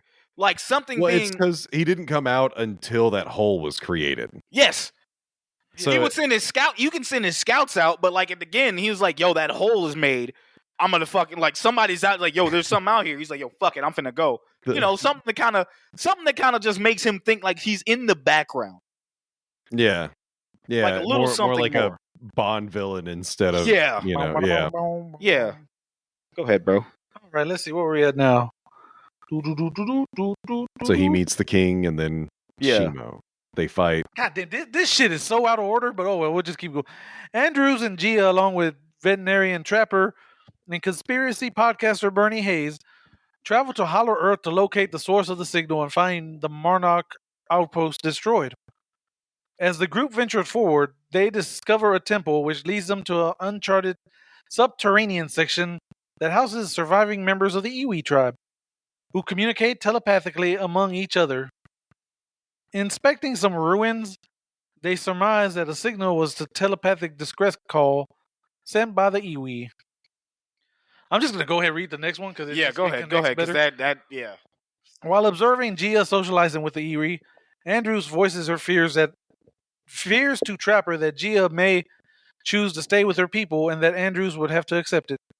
Inside a temple, Andrews uncovers hieroglyphics displaying the past and future. The Scar King once attempted to conquer the surface and waged war against Godzilla's species. Okay, they really only say Godzilla, but whatever. However, Godzilla trapped him and his tribe deep within the Hollow Earth. It also illustrates that Gia would be the key to reawakening Mothra. Hey! Sensing Gia, Kong locates the temple and is fitted by Trapper with a prototype armored glove. I don't know why that word blended in together. Armored glove to treat his frostbitten arm. What do we want to cover there? Because there's some stuff to unpack, but I don't think a lot of it.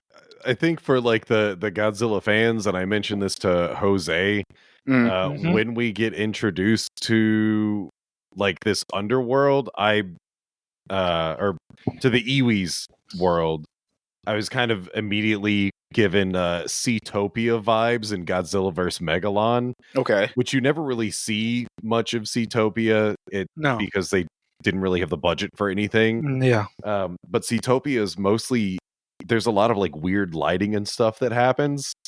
And that's one of the things is like with all the crystals, these people have very weird lights that are hitting them. So between that and being like under the underground, this, forgotten, 24 people who still live here, very big Seatopia vibes. Now with that, Kory, would it have been cooler if Scar King controlled Megalon instead of making Shimu? Dude, yes. I'm going to just say that off rip. Yeah, I think that would be... Like, I get where Shimu's design comes from, because again, like I said, it's kind of like this Legendary's version of Anguirus. Yeah. But what a wild... I feel like, okay, they were like, we got to have an evil Kong and we got to have an evil Godzilla in this movie. Yeah, that's what I didn't want, but I get it. But maybe, I don't know, it's one of those things that like maybe in the next film, they can introduce like the Megalon type thing. Yeah, maybe there's like there's another tribe. Oh, those people aren't so nice. Yeah, they're mad. Yeah. What was I was gonna say? Like, how did you guys feel? So one thing I've noticed, one thing that I found out, and I think we talked about it earlier, Jose, and you probably know about it, Kory. This originally wasn't supposed to be Mothra. This was supposed to be a new kaiju that was created just for this movie and just for this universe. But test audiences had saw this, fucking hated it, and then a year later they just said, fuck it, we're just going to make it Mothra. It honestly makes more sense because Mothra's always getting revived. Yeah. Mm-hmm. And in every movie, like if Mothra starts off as the moth form, she's almost guaranteed to die. Yeah. Like usually within the first few minutes, and then you get the larval form. But then if the movie starts off with the egg, that means that by the end it's the moth form. So it's like, yeah, this totally checks out. It's weird that they're kind of doing the Iwi tribe can summon her. But one of the things I sort of liked with their visuals is Gia's kind of like one half of the twins, the Shobijin. That's why, twins. again, the comparison is what I got there is because I was like, so wait a minute. You're saying this because she can bring up fucking Mothra. She didn't know who fucking Mothra was. Like, I get, it makes more sense the fact that it was supposed to be a different kaiju, because it's like, hey, maybe they believe in this because the Iwi tribe could have believed in that shit, but then it made more sense with Mothra because now it fit better with Mothra because it's a kaiju we know. Like, first off, the fucking wall. Immediately I saw that. It's like, that's a Mothra egg. Yeah. And then when they split it, I'm like, okay, no, that's not Mothra. And I'm like, oh fuck, it is Mothra. I just had it wrong. But it was just like, just the way everything. I was like, that's fucking He was like, oh, it can send energy. And I'm like, sitting there going like, that's fucking Mothra, dude. Yeah. And it makes sense because she fucking got shit wrecked in fucking King of the Monsters. And then she's gone for a movie and then brought back. I mean, it works. It checks out. It works out. I just was like, huh. When I saw it the first time, I was just like, really? I'm pretty sure she didn't even fucking know who Mothra was. She probably did. Mothra was on TV. I mean, but she, at the time, you could sit there and say her tribe didn't know what that fucking Mothra was, and they just kind of wrote, they says, hey, the person that's going to unlock Mothra is going to be a Iwi from Skull Island. Yeah. Be like, bro, how you know what island she from? Y'all been down there. Well, I assume they're connected. They've been connected, but it was just like it made, like I said, the first time I'm seeing that, I was asking questions like, how the fuck? Second time I seen it, I was like, okay, I'm good. It's fine. Kind of assume that's what those skull crawlers. They just came from Hollow Earth and it makes sense. Skull Island. It makes sense.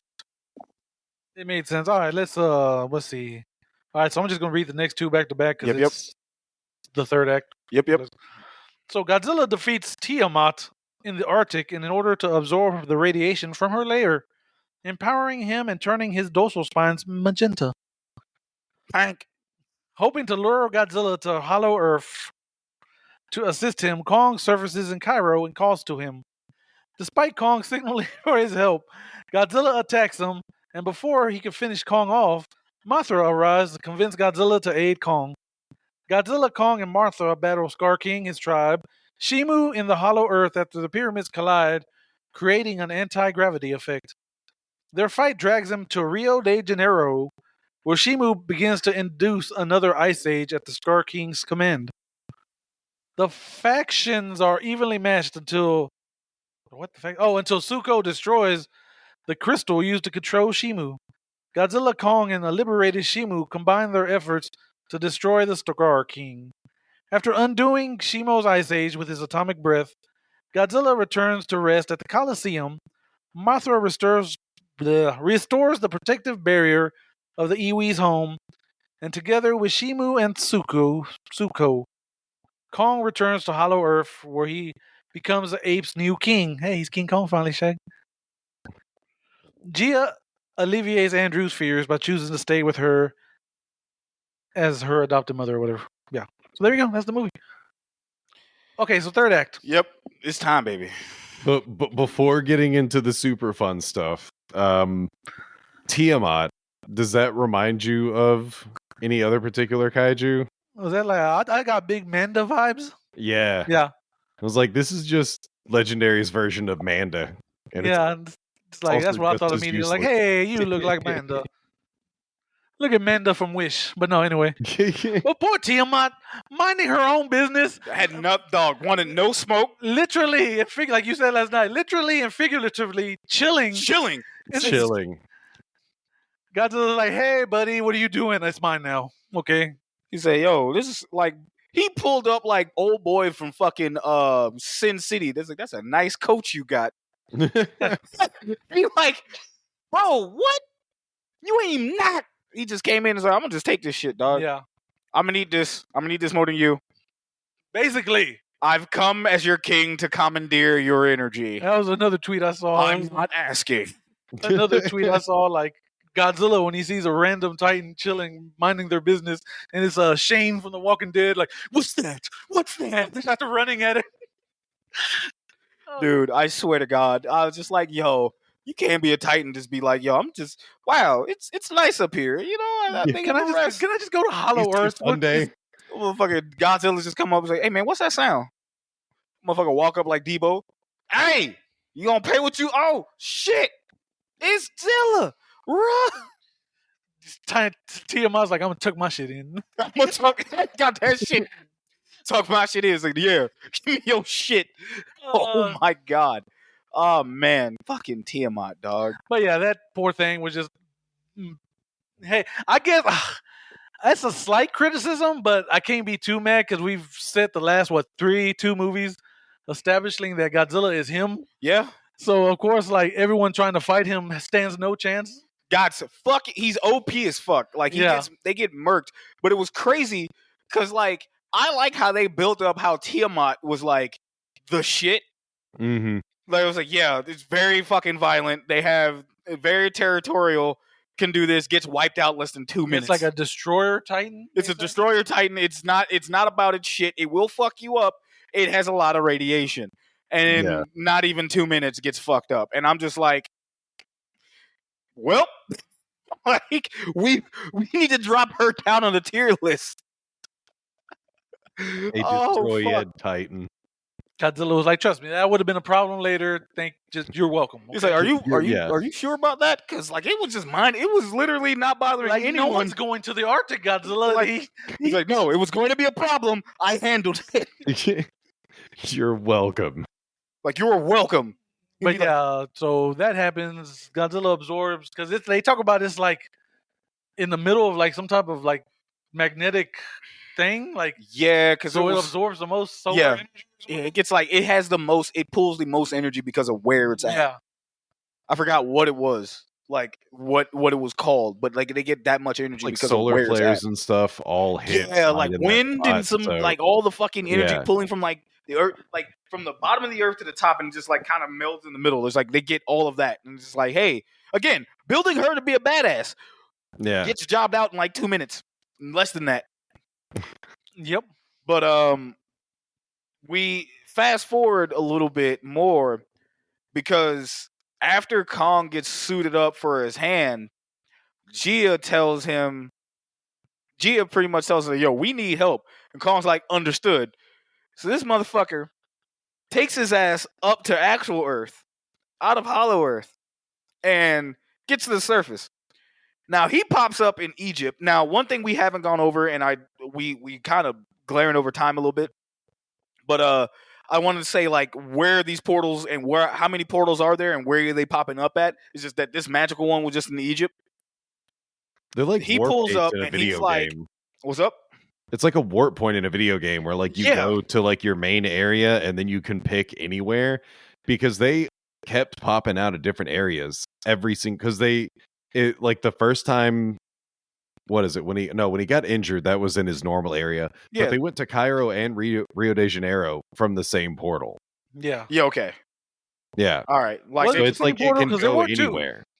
I think there were multiple portals, dog.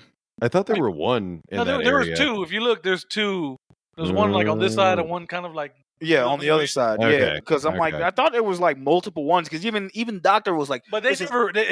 It was hard to tell if they went in the same one or if they did go to a different one. So it's one of those because like even the Doctor was like, oh no, there's multiple portals. But he pulls up and we get probably one of our favorite fucking scenes in this movie. Kong comes up and he's like, all right, hey, big bitch, I'm here. And Zilla's like, didn't I fucking tell you to get the fuck off my lawn? He was doing his what's his name? Itadori impression from Booyah Arclight. He's like, Godzilla, pull up. He said, what? We get a Godzilla dive. I'm like, yay. We always got those in the Showa movies where he just hops off the mountain. It just splashes into that shit. Mm-hmm. He dives. He gets to that shit. Boy, this is how I don't know geography because I was like, hey, man, where's that shit is like over there. Because he's in Gibraltar. And I'm like, wait, I don't know where that shit is, but I don't think that should be possible. But again, I don't know geography. I'm just a poor, know-nothing Southern man. So educate me, all smart people who are watching this. The Straits of Gibraltar, which I think do lead into Africa. It's like what separates Africa from not Africa. Okay, there you go. Okay, that makes sense. That makes sense. Godzilla was swimming up the Nile, I think. Yeah. I mean, that makes. I don't know if Godzilla's too big for the Nile. I don't know how big. At that point, like again, my brain is shut off. So I was like, it don't make no fuck it. All the senses make out. They just got to connect. Zilla pulls up, and Kong literally is looking at Zilla, looking at the hole, looking back at Zilla, looking back at the hole. Hey. He's like, yo, we got to go. We got to go. We got Yeah. to get. He's pointing. He's like, yeah. He's like, we got to go. There are bigger problems down there. He's like, yeah, well, I'm finna end the problem. Exactly. And that motherfucker just spears Kong through fucking one of the pyramids. He's like, yeah, fucking gets speared Goldberg style. No, remember our last episode, we kept referring to Godzilla as Roman Reigns. Oh yeah, he is the big dog. That he fucking spears fucking Kong in this one, and he fucking just like fucking spears the fucking tribal chief. Yep, spears that motherfucker through the pyramid. Kong's like, fuck. For Kong to fucking retaliate with one of the greatest moves in history. He got like pocket sand. Yeah. Oh my god, dude. Yeah. No bullshit. When he did that, I fucking yelled out pocket sand. Yo, we did too. I was like, yes. So funny. It was so funny. He was like, yeah. I was like, shit. It was like, fuck. He was like, yeah, got him. But that motherfucker gets his ass on another pyramid. And boy, the part that, oh my god. Like, I'm gonna just let you have. I wanted to yell so bad, but I did not want to embarrass my girlfriend Kimberly. Hi, Kimberly. I did not want to embarrass her, so I was just like, because Godzilla gets Kong and immediately proceeds to hit him with a textbook vertical suplex. Just picks him up and just falls back. And Kong's just like, well, shit, like fucking beautiful. Everybody who I sent this, like when I said I saw that. Cause I like when I'm on Instagram, I see movies. I usually do like a 3 out of 5, and I just say whatever the fuck reminds me of the movie. I gave this movie a 3 WrestleManias out of 5 because there was that fucking move, and I would say everyone is like, "Yo, what do you think about the movie?" I'm like, "Yo, the last 45 minutes of the movie had me staring like in JR saying, by God, by God, he's broken in half," and I'm just like, "Yo," because that suplex was perfect. Yeah. I'm like, we didn't get a Godzilla drop kick. This is close enough. Oh yeah, before we keep going any further, what did we think of evolved Godzilla? What do we think of his design? I think it was cool. I think the spikes were neat because they're also they're like trans-opaque. It looks like you can see inside of them. Yeah. Which is sort of disgusting when they show them up close because they almost seem vascular. Yeah. But yeah, I liked it. I like how Godzilla has slimmed out because this is a very Heisei evolution. Yeah. Like chubby Godzilla from 2014 is not going to be taken on like the greatest threats the Earth has ever seen.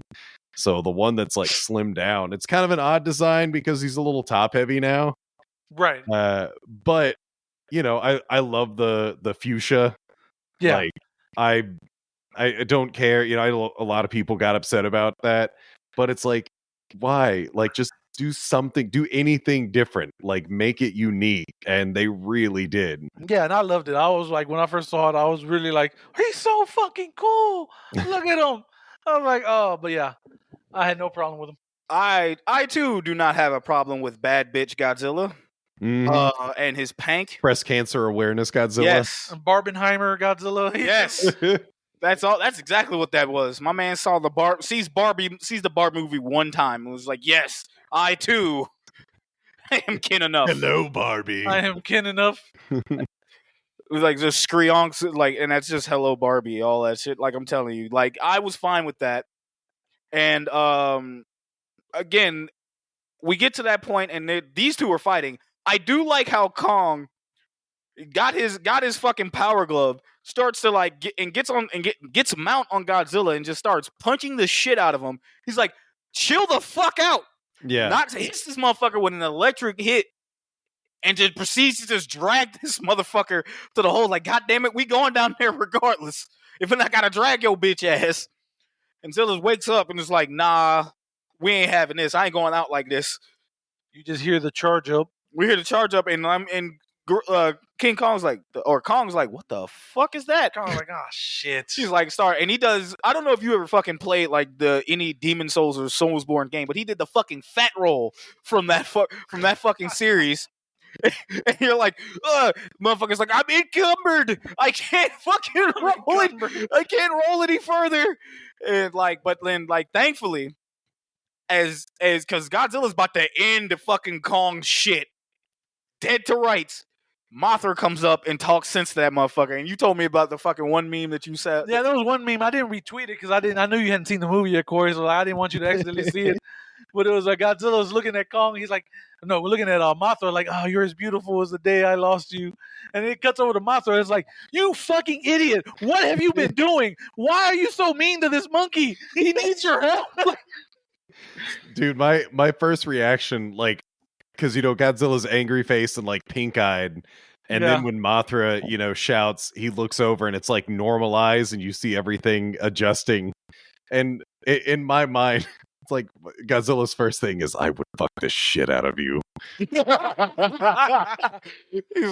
oh, like, God, I put my dick in that. He's like, just let me tap that one time. It's like, it's been too long. It's been too long. Man, and then she gets it together. Dave's like, hey, help the monkey. He's like, all right. And these people, like, because she brings out Gia, too. Yeah, and Gia's like, these people need your help, Godzilla. And he's like, all right, word. It's like, Kong, come on, we must go. Kong's like, bitch, I've been trying to tell you for like 5 minutes. To go. This motherfucker hit me about shit. Yeah. I could have lost my tooth. Again. But they get down there and Scar King and Shimu are already fucking shit up. There, yeah.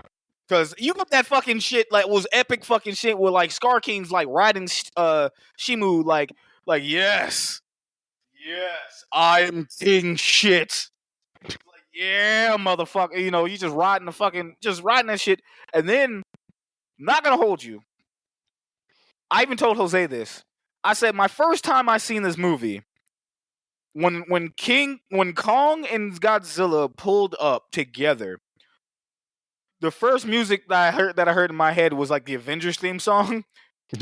Like, dun, dun, dun, dun. But then after I saw the wrestling move, that changed because that just turned into I Am a Real American.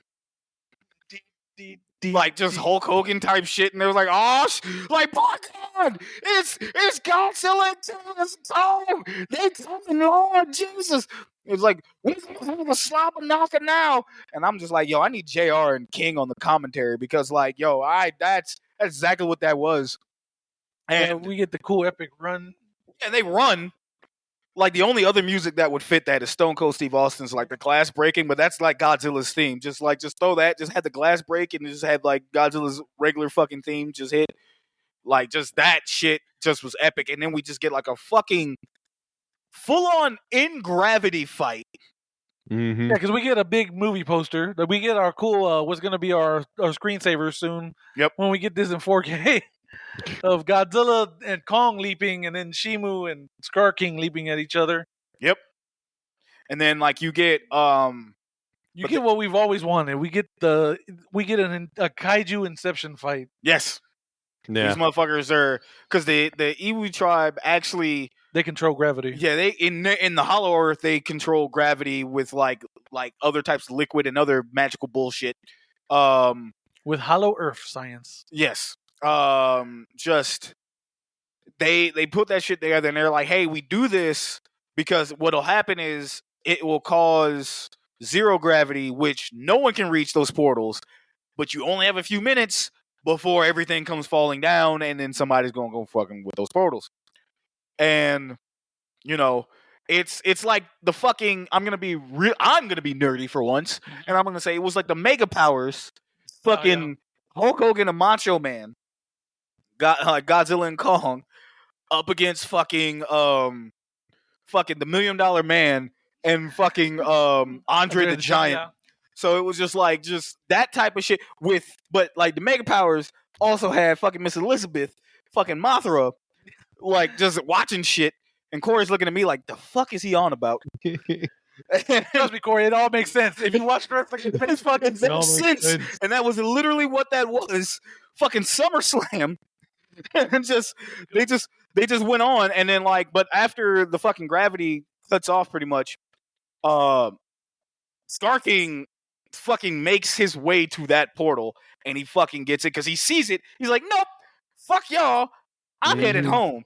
Because that's what he wanted. He wanted to go wreck shit on the fucking surface world. And with Godzilla not there to protect it, he's gonna fuck shit up. Fucking Kong sees this. Kong tries to stop him. Scar King goes through the portal. Godzilla fucking follows him, but like Kong tries to stop himself going into the portal with his axe, but he loses his grip and he falls through that shit. He's like, my axe. Exactly. He falls through that shit and fucking Shimu falls through that shit. It's all of those monsters are falling through that shit. And like so on that, something that I couldn't really figure it out until we started recording, but I was like, why when they're going through, Kong is trying to stop himself from going through. He's not attached to anything. And I was like, why is he doing that? But then it hit me. It's like, no, that's not his problem anymore. He's like, I just have to stop you. But surface Earth isn't really my problem. So he's like, yeah, that's your domain, buddy. Yeah, he's like, I'm gonna stay down here. Like, I ain't gotta be down here. Yeah. Like my whole thing is we're kind of making him like we're kind of giving him human elements or anything like that. I would say he was like, fuck, I'm not gonna want to fall through no random portal because I don't know if I'm gonna fucking be safe. Yeah, maybe. That's the only thing I can think of because he was intending on because anytime you look at it, anytime he goes down like a hole, he's always had his axe to kind of control how he falls down it. Yeah, so he's not like full velocity or something. Yeah, so he's not falling through no shit like that. And then like he does this with his axe, and he's like, fuck, and he loses. He's like, no! He's like, fuck, my balancing beam! And he just falls and shit, and like,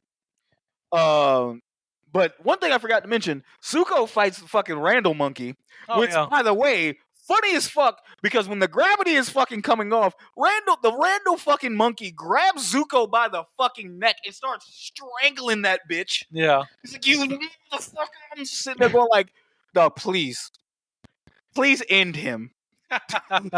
Just make me happy for once. But Zuko fucking sees him because Buddy is holding on to something. Zuko's like, yeah, fuck you, and just kicks that motherfucker, and like he falls off and just falls to his death. But then like when all four of the big fucking monsters fall through the portal, Zuko's like, all right, I know what to do now. He fucking takes the axe and falls through that shit with the axe so they can so Kong can have his fucking weapon. Yeah. I will say, Corey, that was our moment. They messed it up. Godzilla 100% could have hit one of the random apes with the sliding drop kick at that moment. Oh, yeah. Boy, just because it had zero gravity. I would have hollered. And I just fucking stiff. Yeah, just tail just like tail just under it, and he just flies across. I'd have loved it. Not about this is the greatest movie ever. Yep. Like -1 here.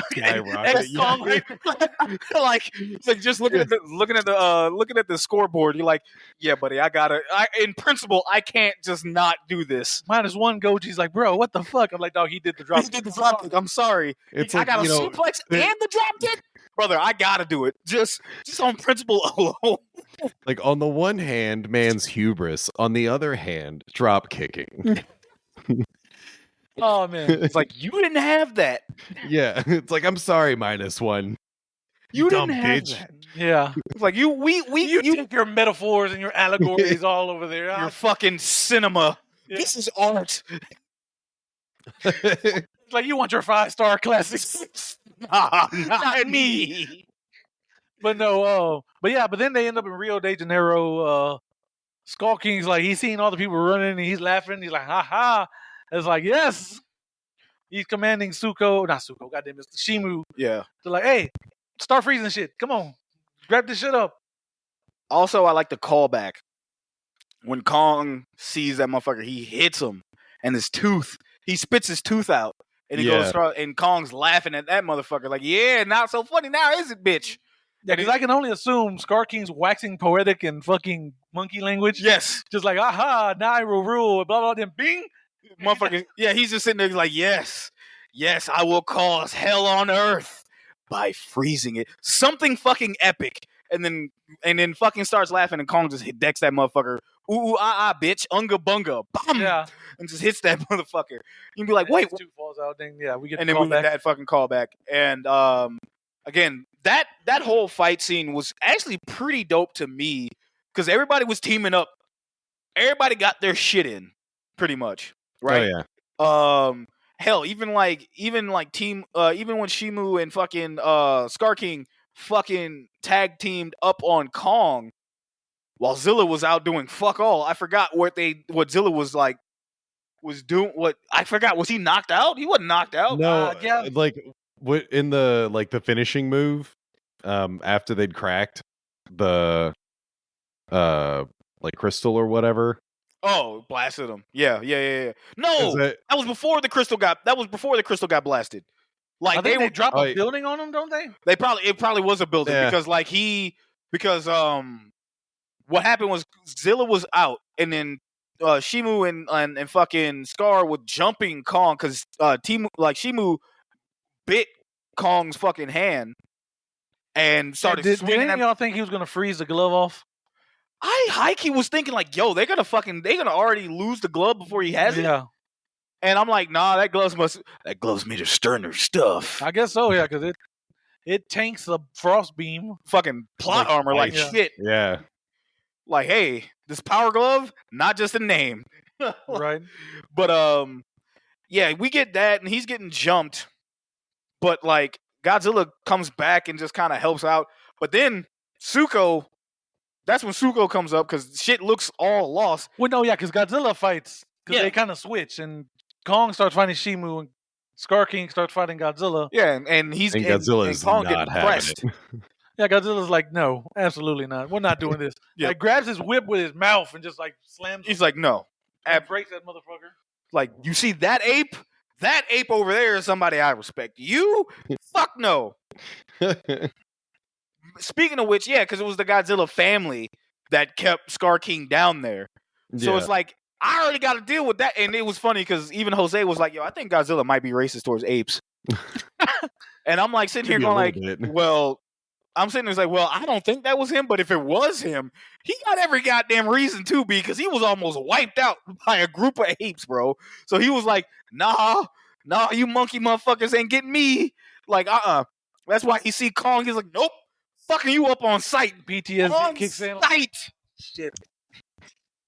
And Kong's like, bro, I'm just trying to get home. It actually makes more sense now to why Godzilla was so angry when Kong was just sitting on the fucking boat. So it's like, yo, I'm just chilling, bro. Godzilla's like, nope. Fuck him and that fucking shit he rolled in on. Fucking this up now. Ending it. This motherfucker sees red. Nip it in the bud. Like, but yeah, no. And then, obviously, we get what Jose says. Scar King shows up. I'm a problem until he's not. Yeah. Because he's like, oh, you've been solved, buddy. Sorry. Suko breaks with the axe, breaks the crystal, which has control over Shimu. And then they just go on to just, what I call it, jump Kaizen. Fucking Scar King. Because Shimu's realizing, Godzilla tells Shimu, like, hey, cut it out. And she's like, wait, what? Oh, yeah! And she just freezes and just goes to beat that motherfucker up. And they just, like, freeze him. And Kong's got this motherfucker in a choke. And he just takes him like a gorilla and just bashes that motherfucker on the ground. And proceeds to still punch it. Yeah, goes to town. I'm like, dog, he's already dead, bro. Like, there's nothing. The Simpsons, he's already dead. Exactly, dog. Beating that shit like Donkey Kong. Like, just kind of just beating it just like, dog, fucking dead. And he goes into a roar. And then that pretty much ends. Yeah, Godzilla shoots the sky because Shimu turned into ice too, I guess. Yeah, no, because she shot up because the atmosphere. She created an ice storm. So, like a really cool like callback because every time you see Scar King's eyes, there's always like the reflectiveness to them. Yeah, like everyone else has straight up black pupils, but the Scar King's always reflective, and it's similar to like nocturnal creatures or like cat eyes outside. Mm. Okay. Okay. So he's adjusted to seeing in very dark areas. So when he comes out, he sees the sunlight. He can't handle it, which I think is kind of a weird, like, sick humor where he cannot exist in the area that he wants to exist in because he can't handle sunlight. And that's why Shimo did the, like, aerial blast thing, because that was the only place that he could fight in. Like, he had to be in some type of darkness. Nice. Yeah, that makes all the fucking sense, bro. Yeah. Like, because he just stayed in the dark the whole time. Again, I wish we got more of Scar King in this movie. Yeah. Because he was super fucking interesting. Like, I know he's going to do something fucking cool, but, like, it's not enough. He needed, like, 15 more minutes of him being a menace. Well, and more than the monologue, because though I appreciate where she's just telling what the story was, based on the, like, wall art, and it's like, that's cool, and that's also very Japanese. That's, you know, it's a very normal method of relaying storytelling, but I kind of wish we got more. But one thing, this would probably be kind of my only knock on the entire movie, but what were Scar King's people building? Oh yeah. So what was happening? Nothing was built. Nothing was going on. He's been there for at least a century. So I equate it to, remember the Flintstones? Yeah. Remember Fred Flintstone going to work at a fucking with Mr. Slate and his fucking rock company? Yeah. The Kory. That they just was looking for something to do, bro. Like, I need a new chair. Get started. Exactly. Guys. He's like, build me a new chair. Like, hey, we need something to block the fucking lava that's coming out of Section 8. We just, like, it's just something to fucking do, because they weren't building a weapon. His weapon was Shimu, right? Yeah. And it's like, yo, what are we building? Gates? Or are you all building a bridge? Obviously, you're not building a bridge, because you got a fucking big ass, whatever the fuck that was your bridge. Like, I don't know what you're trying to build. Yeah, super giant kaiju. Yeah, like dead. The skeleton. Like, are y'all they just taking one rock and moving it from one place to another? That's what that was. So that's the only thing that I could put together in my head, is that because they are slaves, he is literally just making them do BS work until they die. That's literally it. Like, hey, move this rock from 20 paces from over here 15 times every hour. And it's just like, wait, what? That's redundant. That's funny. Do it.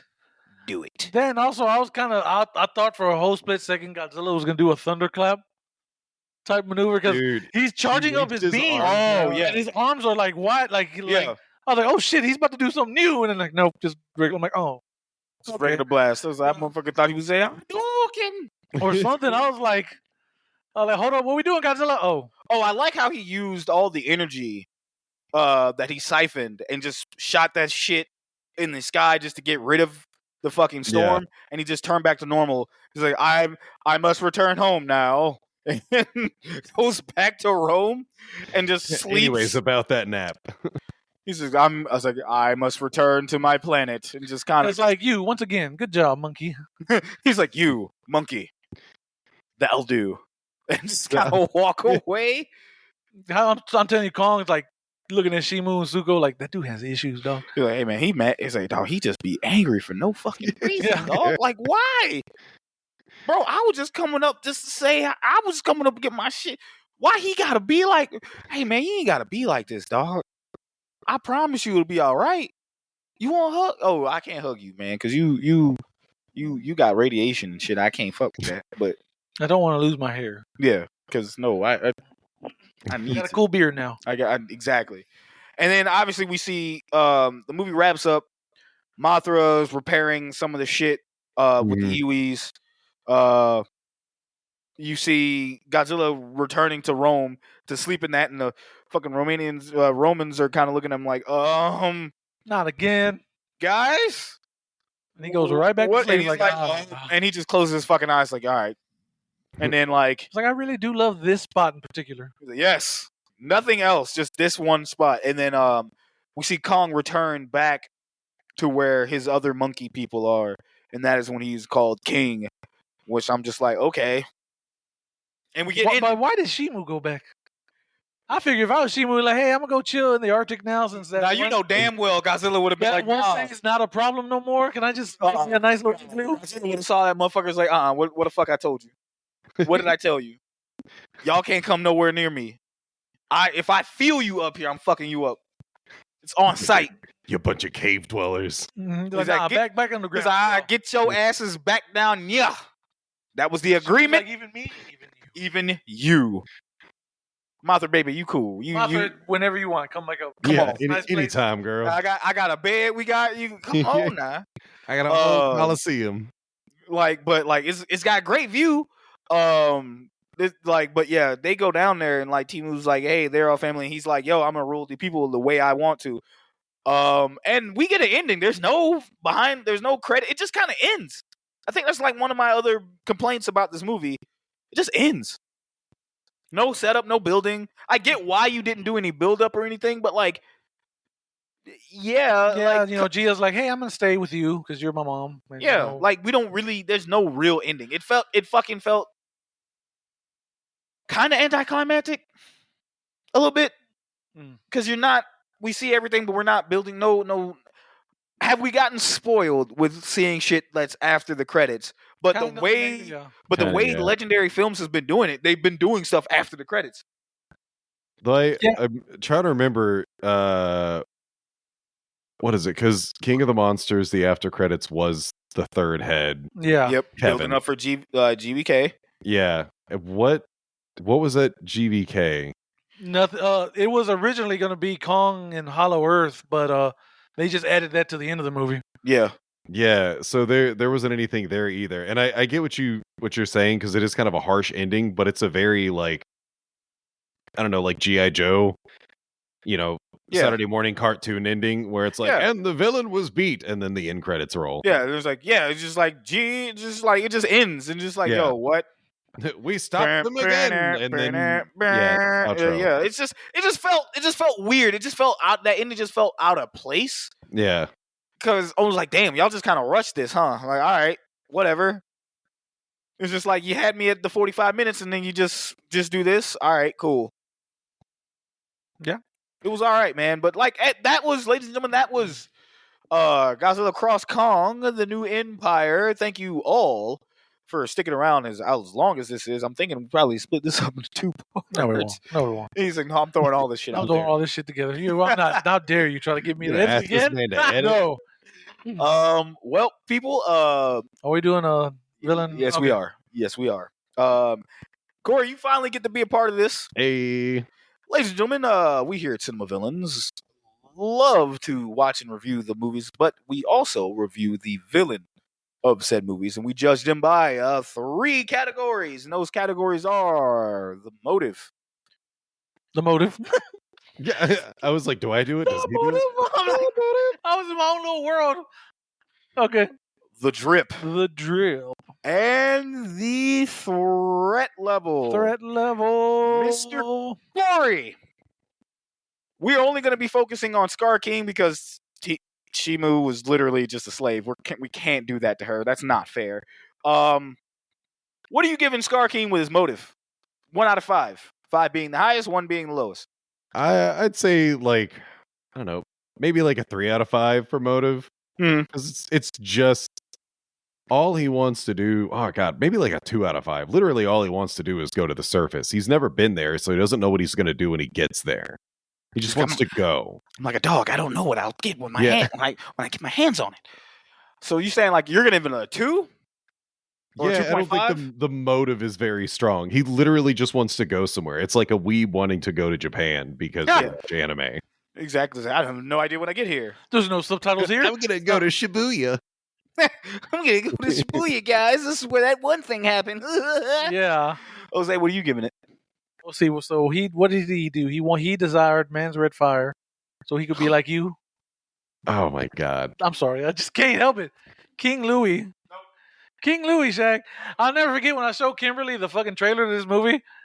She was like, what's up with that orangutan? And I'm like, I don't know. I guess he's the main bad guy. And she immediately sends me that clip of Kevin Hart from his stand-up. where he's like orangutan, really, really. Really? But yeah, I'll give him like a 2.5 because it's like you say, he just wants to go up and rule more, I guess. Because I'm like, dude, you're already like the king of your little domain. What And you're more could you want? Wasted. Like, you know, Like, what made you think you were going to get past Godzilla? Because they fucked him up originally. And what would you have done if he lost to Ghidorah? You're like, hey, we're finally up here. Oh, shit. He'd be like, I didn't know about that one. Hey, let's go back down. motherfucker just be like, yeah. He just close that little through. He's just like, Yeah. just zips that some bitch up. Yep. He's like, yeah, nah, y'all got it. I was going to give it a 3, but I'm thinking I'm going to give it a 2.5 as well, only because it could have been more fleshed out.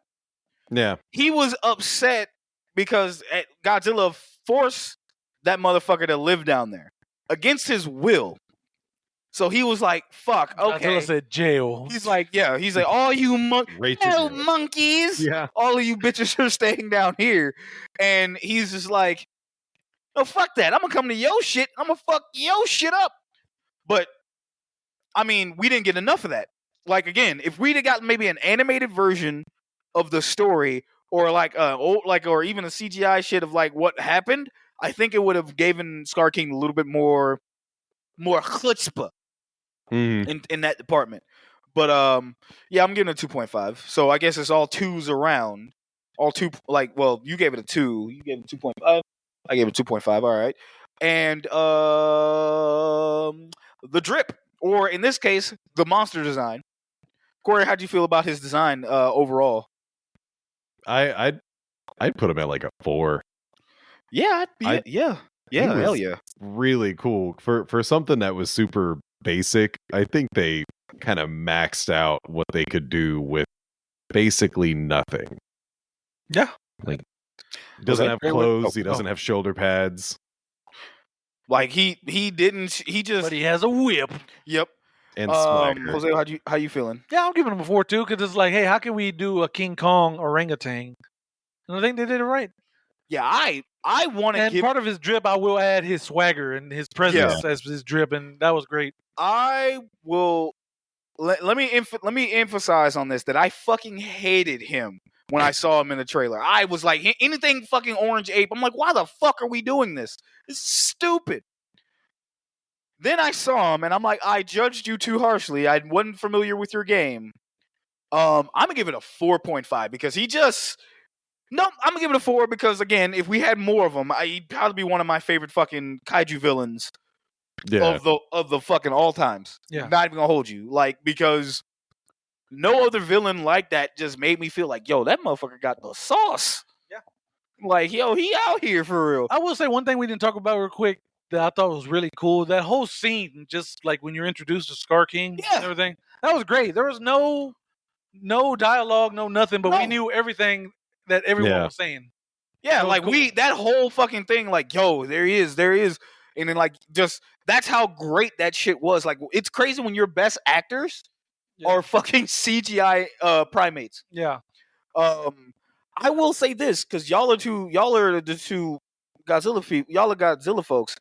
Has anyone had like an introduction like that just felt like, oh fuck, okay, like on that level? That you're like Mecha Godzilla? You just say Mecha? And King, I guess King Ghidorah, because like you say, he pops up. You're like, what the hell is that? Like, like, what about you, Kory? You with that same thing? I think Mechagodzilla has a pretty good introduction because he's dressed as Godzilla and like breaks Angus's jaw. It's like the beginning of the movie is he rips open, or overextends Angus's jaw. And then, you realize that it's not actually Godzilla. But I do think this is still like the best one because even Ghidorah, it's like, oh, I guess he comes in flashy. You know what? Monster X from Final Wars. Okay, yeah. No, yeah. Because 100%. he comes in with that, he's doing like the crucifix pose. Yeah. And just like levitate floating down. Yeah. Okay. Like, all right. Very nice. Is that? But nothing really has a whole lot of screen presence. Like Scar King. Because it's like then they go into fighting, but then screen presence is like Scar King. It's so slow and drawn out. He leaves his fucking like because you see him in the background chilling on his throne like Shao Kahn, and like he leaves his throne, and it's just like his roar sounds like Godzilla, which you hear that roar in the beginning, not the beginning, but you like when Kong is like hearing the fucking roar, and we see the little fucking lizard echoing echoing the roar, like that's fucking Scar King.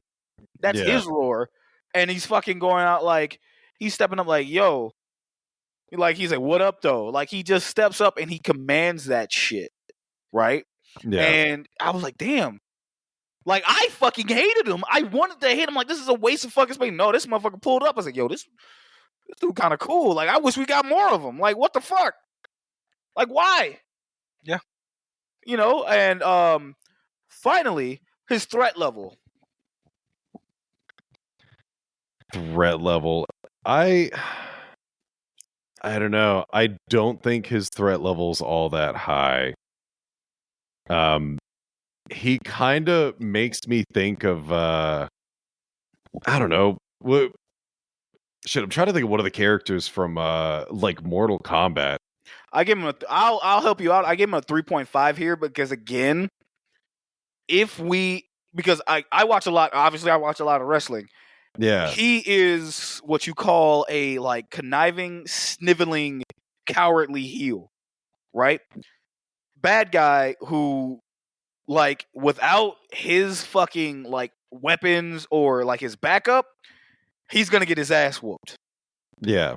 You want to see him get his ass whooped, right? He's like ducking the smoke. However, like I said, if he had more screen time to build that to be like an actual fucking threat, because they're telling you like, yo, him and his people almost got Godzilla the fuck out of here, right? Mm-hmm. Do you see that with them? No. Yeah. You never see any of that. It's like he's good at what he does, but he hasn't been in the game in a long time. Yep. Like shit changed. Yeah. I guess it'd be like, you know, Rocky down the line. So why does motherfucker pink? Yeah, I think 3.5 is solid because he is a threat. And I mean, I guess technically Shimo and an army are part of his threat because it is a package deal. But because it's not just him, I can't give it a full 5. No, I can't. I wasn't gonna give him a 5. He could have gotten a 5 if he had 15 more minutes, just to kind of build up on how much of a dickhead he was. Yeah. Well, and I feel like if he could have held his own better, because there were those couple of times at the end where he's like panicking. Yeah, because he lost his weapon. Well, even before like losing the crystal, where it's like, oh shit, you know, I'm about to get the best of me, and he's just like constantly pointing the crystal around. Yeah, there were like a couple of scenes where he's like, oh shit, over here, oh shit, over here. Yeah, because he's like, yo, again, that goes back to what you were saying earlier. He's like, I don't know what to do with my hands now that I actually got up here. You know what I'm saying? Like, oh fuck, over there, fuck it, just do it, blah. But yeah, I can't in good faith give him any higher than like a 3.5, only because like I know they mentioned he was a problem, and I could kind of see it because he went toe to toe with King Kong, and he kind of boxed Kong up a little bit. Yeah, he had to cheat to win, but like he boxed Kong up a little bit. Yeah, you know what?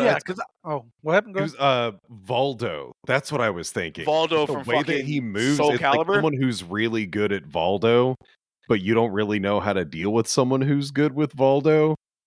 That's all I could think, because he's like rolling around and like doing all this dumb shit, and it's like, God damn it! Like, how do I fucking counter this?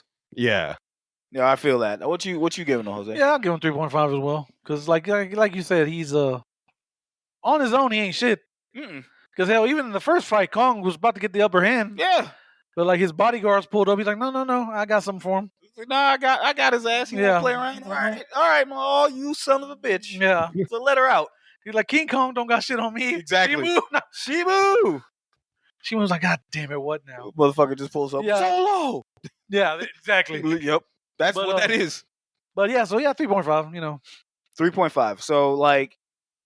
So it's pretty much, we got 2s across the board for his motivation. We got pretty much all the same for design at a 4. And then We did, Corey. You gave him a 3.5. 3.5. I gave him 3.5. 2, 4, and 3.5. Okay, yeah. So that's aggregate. Shaq, do the math. Yeah, do the math. Aggregate. 3.888 something. I don't fucking know. I'm not good at math. I'm Floridian. You always do that. Like it's like Shaq. Why do you do that? No, Fuck. Hey, no one's checked me on it. no one has. That's the funniest part. No one's checked me on Like, it. Shaq, It's your like, math is way off. Like, hey, yeah, I brother. know. Hey, I know. That's the joke. That's the fucking gag. Until you nerds tell me I'm not. But nah, man. Before we get out of here, Mr. Corey, can you, before we dip, what's your favorite cinema villain moment? It's gonna have to be the suplex. Suplex, okay. Like, Nice. of everything that happened in the movie, that is in my head, I could totally see this movie having a suplex. Never in a million years could I have imagined it would be Godzilla. Yeah, exactly. Boy, yes. Yeah. Like the monkey beating was great, but like when you see Godzilla do that, because that was Clean. the drop kick. That's, it's the drop kick moment, because it's like, no, this is stupid. This doesn't make any sense. His arms it's are not too even short. like- No, they grew. They got longer. Evolved Godzilla's arms Exactly. longer. Yeah. Bam. He's like, I can do this now. Yes. I've been waiting. It's like I've been waiting 80 years. Oh man, yeah. That'd be my Jose, what's moment, your 'cause favorite Oh, I it's, know. it's the suplex, bro. Too. Suplex, Yeah. yeah. Like Corey nailed it. Like you could have told me there's a suplex in the movie. I'm like, oh, Kong hits a suplex. Yep. That's what I would have said. Then you're like, you see Godzilla do it, you're like, oh my god. Yeah. I'm gonna have to go with Scar King's entrance, because Okay. just how it just, like I said, he had my full undivided fucking attention his whole time he showed up. Then Alamo pulled up and just gave us the fucking tickets. Like, here you go, here's your fucking receipt. I'm like, goddamn, movie's almost over. That's funny. I was like, God, what is happening? No. But no, when he pulled up, because it's just like, it was just super fucking cool. The suplex is the fucking suplex, though. I'm not even gonna hold you. That is, Did you forget about the other one? which one? Because that's what I thought you were gonna pick. The fucking monkey getting. Yeah. That would have been the fucking easy one, but no, I just thought Okay. talking about it and seeing it again, I'm like, no, seeing the movie twice. Yeah. I was like, I really want to fucking because I want to tell you, I fucking hated Scar King when he was fucking in the commercial. I'm like, fuck, man, this is the stupid. I'm gonna go watch it. Stupidest shit ever. Then he pulls up. I'm like, oh no, this kind of lit. Hold on, for real. Hold on. And it's because of the wrestling. Everything is wrestling, which is hilarious because I didn't pick the suplex, but it was the entrance, the Roman Reigns type entrance. Yeah. It's just like, yeah, bow to your tribal chief. Like, look at this man. Look at him. He's been under a rock. Yeah. What do you think this is? I'm the tribal chief, Yeah. not you. It's like, look at this guy. You think he's something? Like, you look at him. Road to WrestleMania starts with fucking Godzilla Cross Kong. That's what that is. But let's get the hell out of here. We've been here way too fucking long. Corey, can you tell the lovely people where you can be located at on any of your platforms? Yeah, and plug stuff? your stuff, my guy. Plug your ish. So you can find me on any social media platform and any social media platform at Twimby Podcast. That's TWIMB Podcast. And then search for The World is My Burrito on any podcatcher of your choice. I am everywhere: Apple, Spotify, Overcast, you name it. And then you have to search for me on YouTube because I don't have enough followers to get like the hard link yet, the dedicated link. Nice. So, but yeah, I post video on YouTube. I think the next thing I'm going to do, I'm probably going to try to utilize that a bit more. A lot of visual stuff. Yep, trust us. We're learning too. We are learning too. Oh boy. Yes, we are. I think we got it. I think we finally got it. I don't want to jinx it, but I think we finally got it. We're getting it. Because that first video, like, fuck, what the hell is all this shit? Drunk. And the second video is like, it looks a little blurry. Looks a little blurry. Third video kept going in and out of it. Like, God damn. But now we hopefully got it. I think we got it. I think we got it this time. I think we got it. Hopefully. Jesus Christ. We better. Let us pray. Let us. Well, folks, you can find us on the Twitters, because I'm not calling it X, at cinema_villains. You can also find us on Instagram at cinema_villains. Same thing with Threads. We're not. We're on Blue Sky still. I really should do something with that. We should. Yeah. You can click our links for all the merch and shit. We promise we're getting new merch when I get off my ass and design it. And other than that, thank you all for listening. Oh, yeah, thank you all. YouTube. Thanks for your watching on YouTube. Yeah, If thank you're y'all watching, for clicking and watching on YouTube. We appreciate y'all, man. Essentially, if you stuck around this entire time watching this and listening to it, you are a fucking trooper because this bitch is over 2 hours of just nonsense. Yeah. So, like, talking about a movie you probably ain't fucking seen yet. So, we thank you. We're going to let you go out of here. For Jose, for Kory, myself, thank you all. You want to hit him with the last bit? Yes, and as always, thank you very much. We love all of y'all. Please take care of yourselves, and we now all bid you adieu.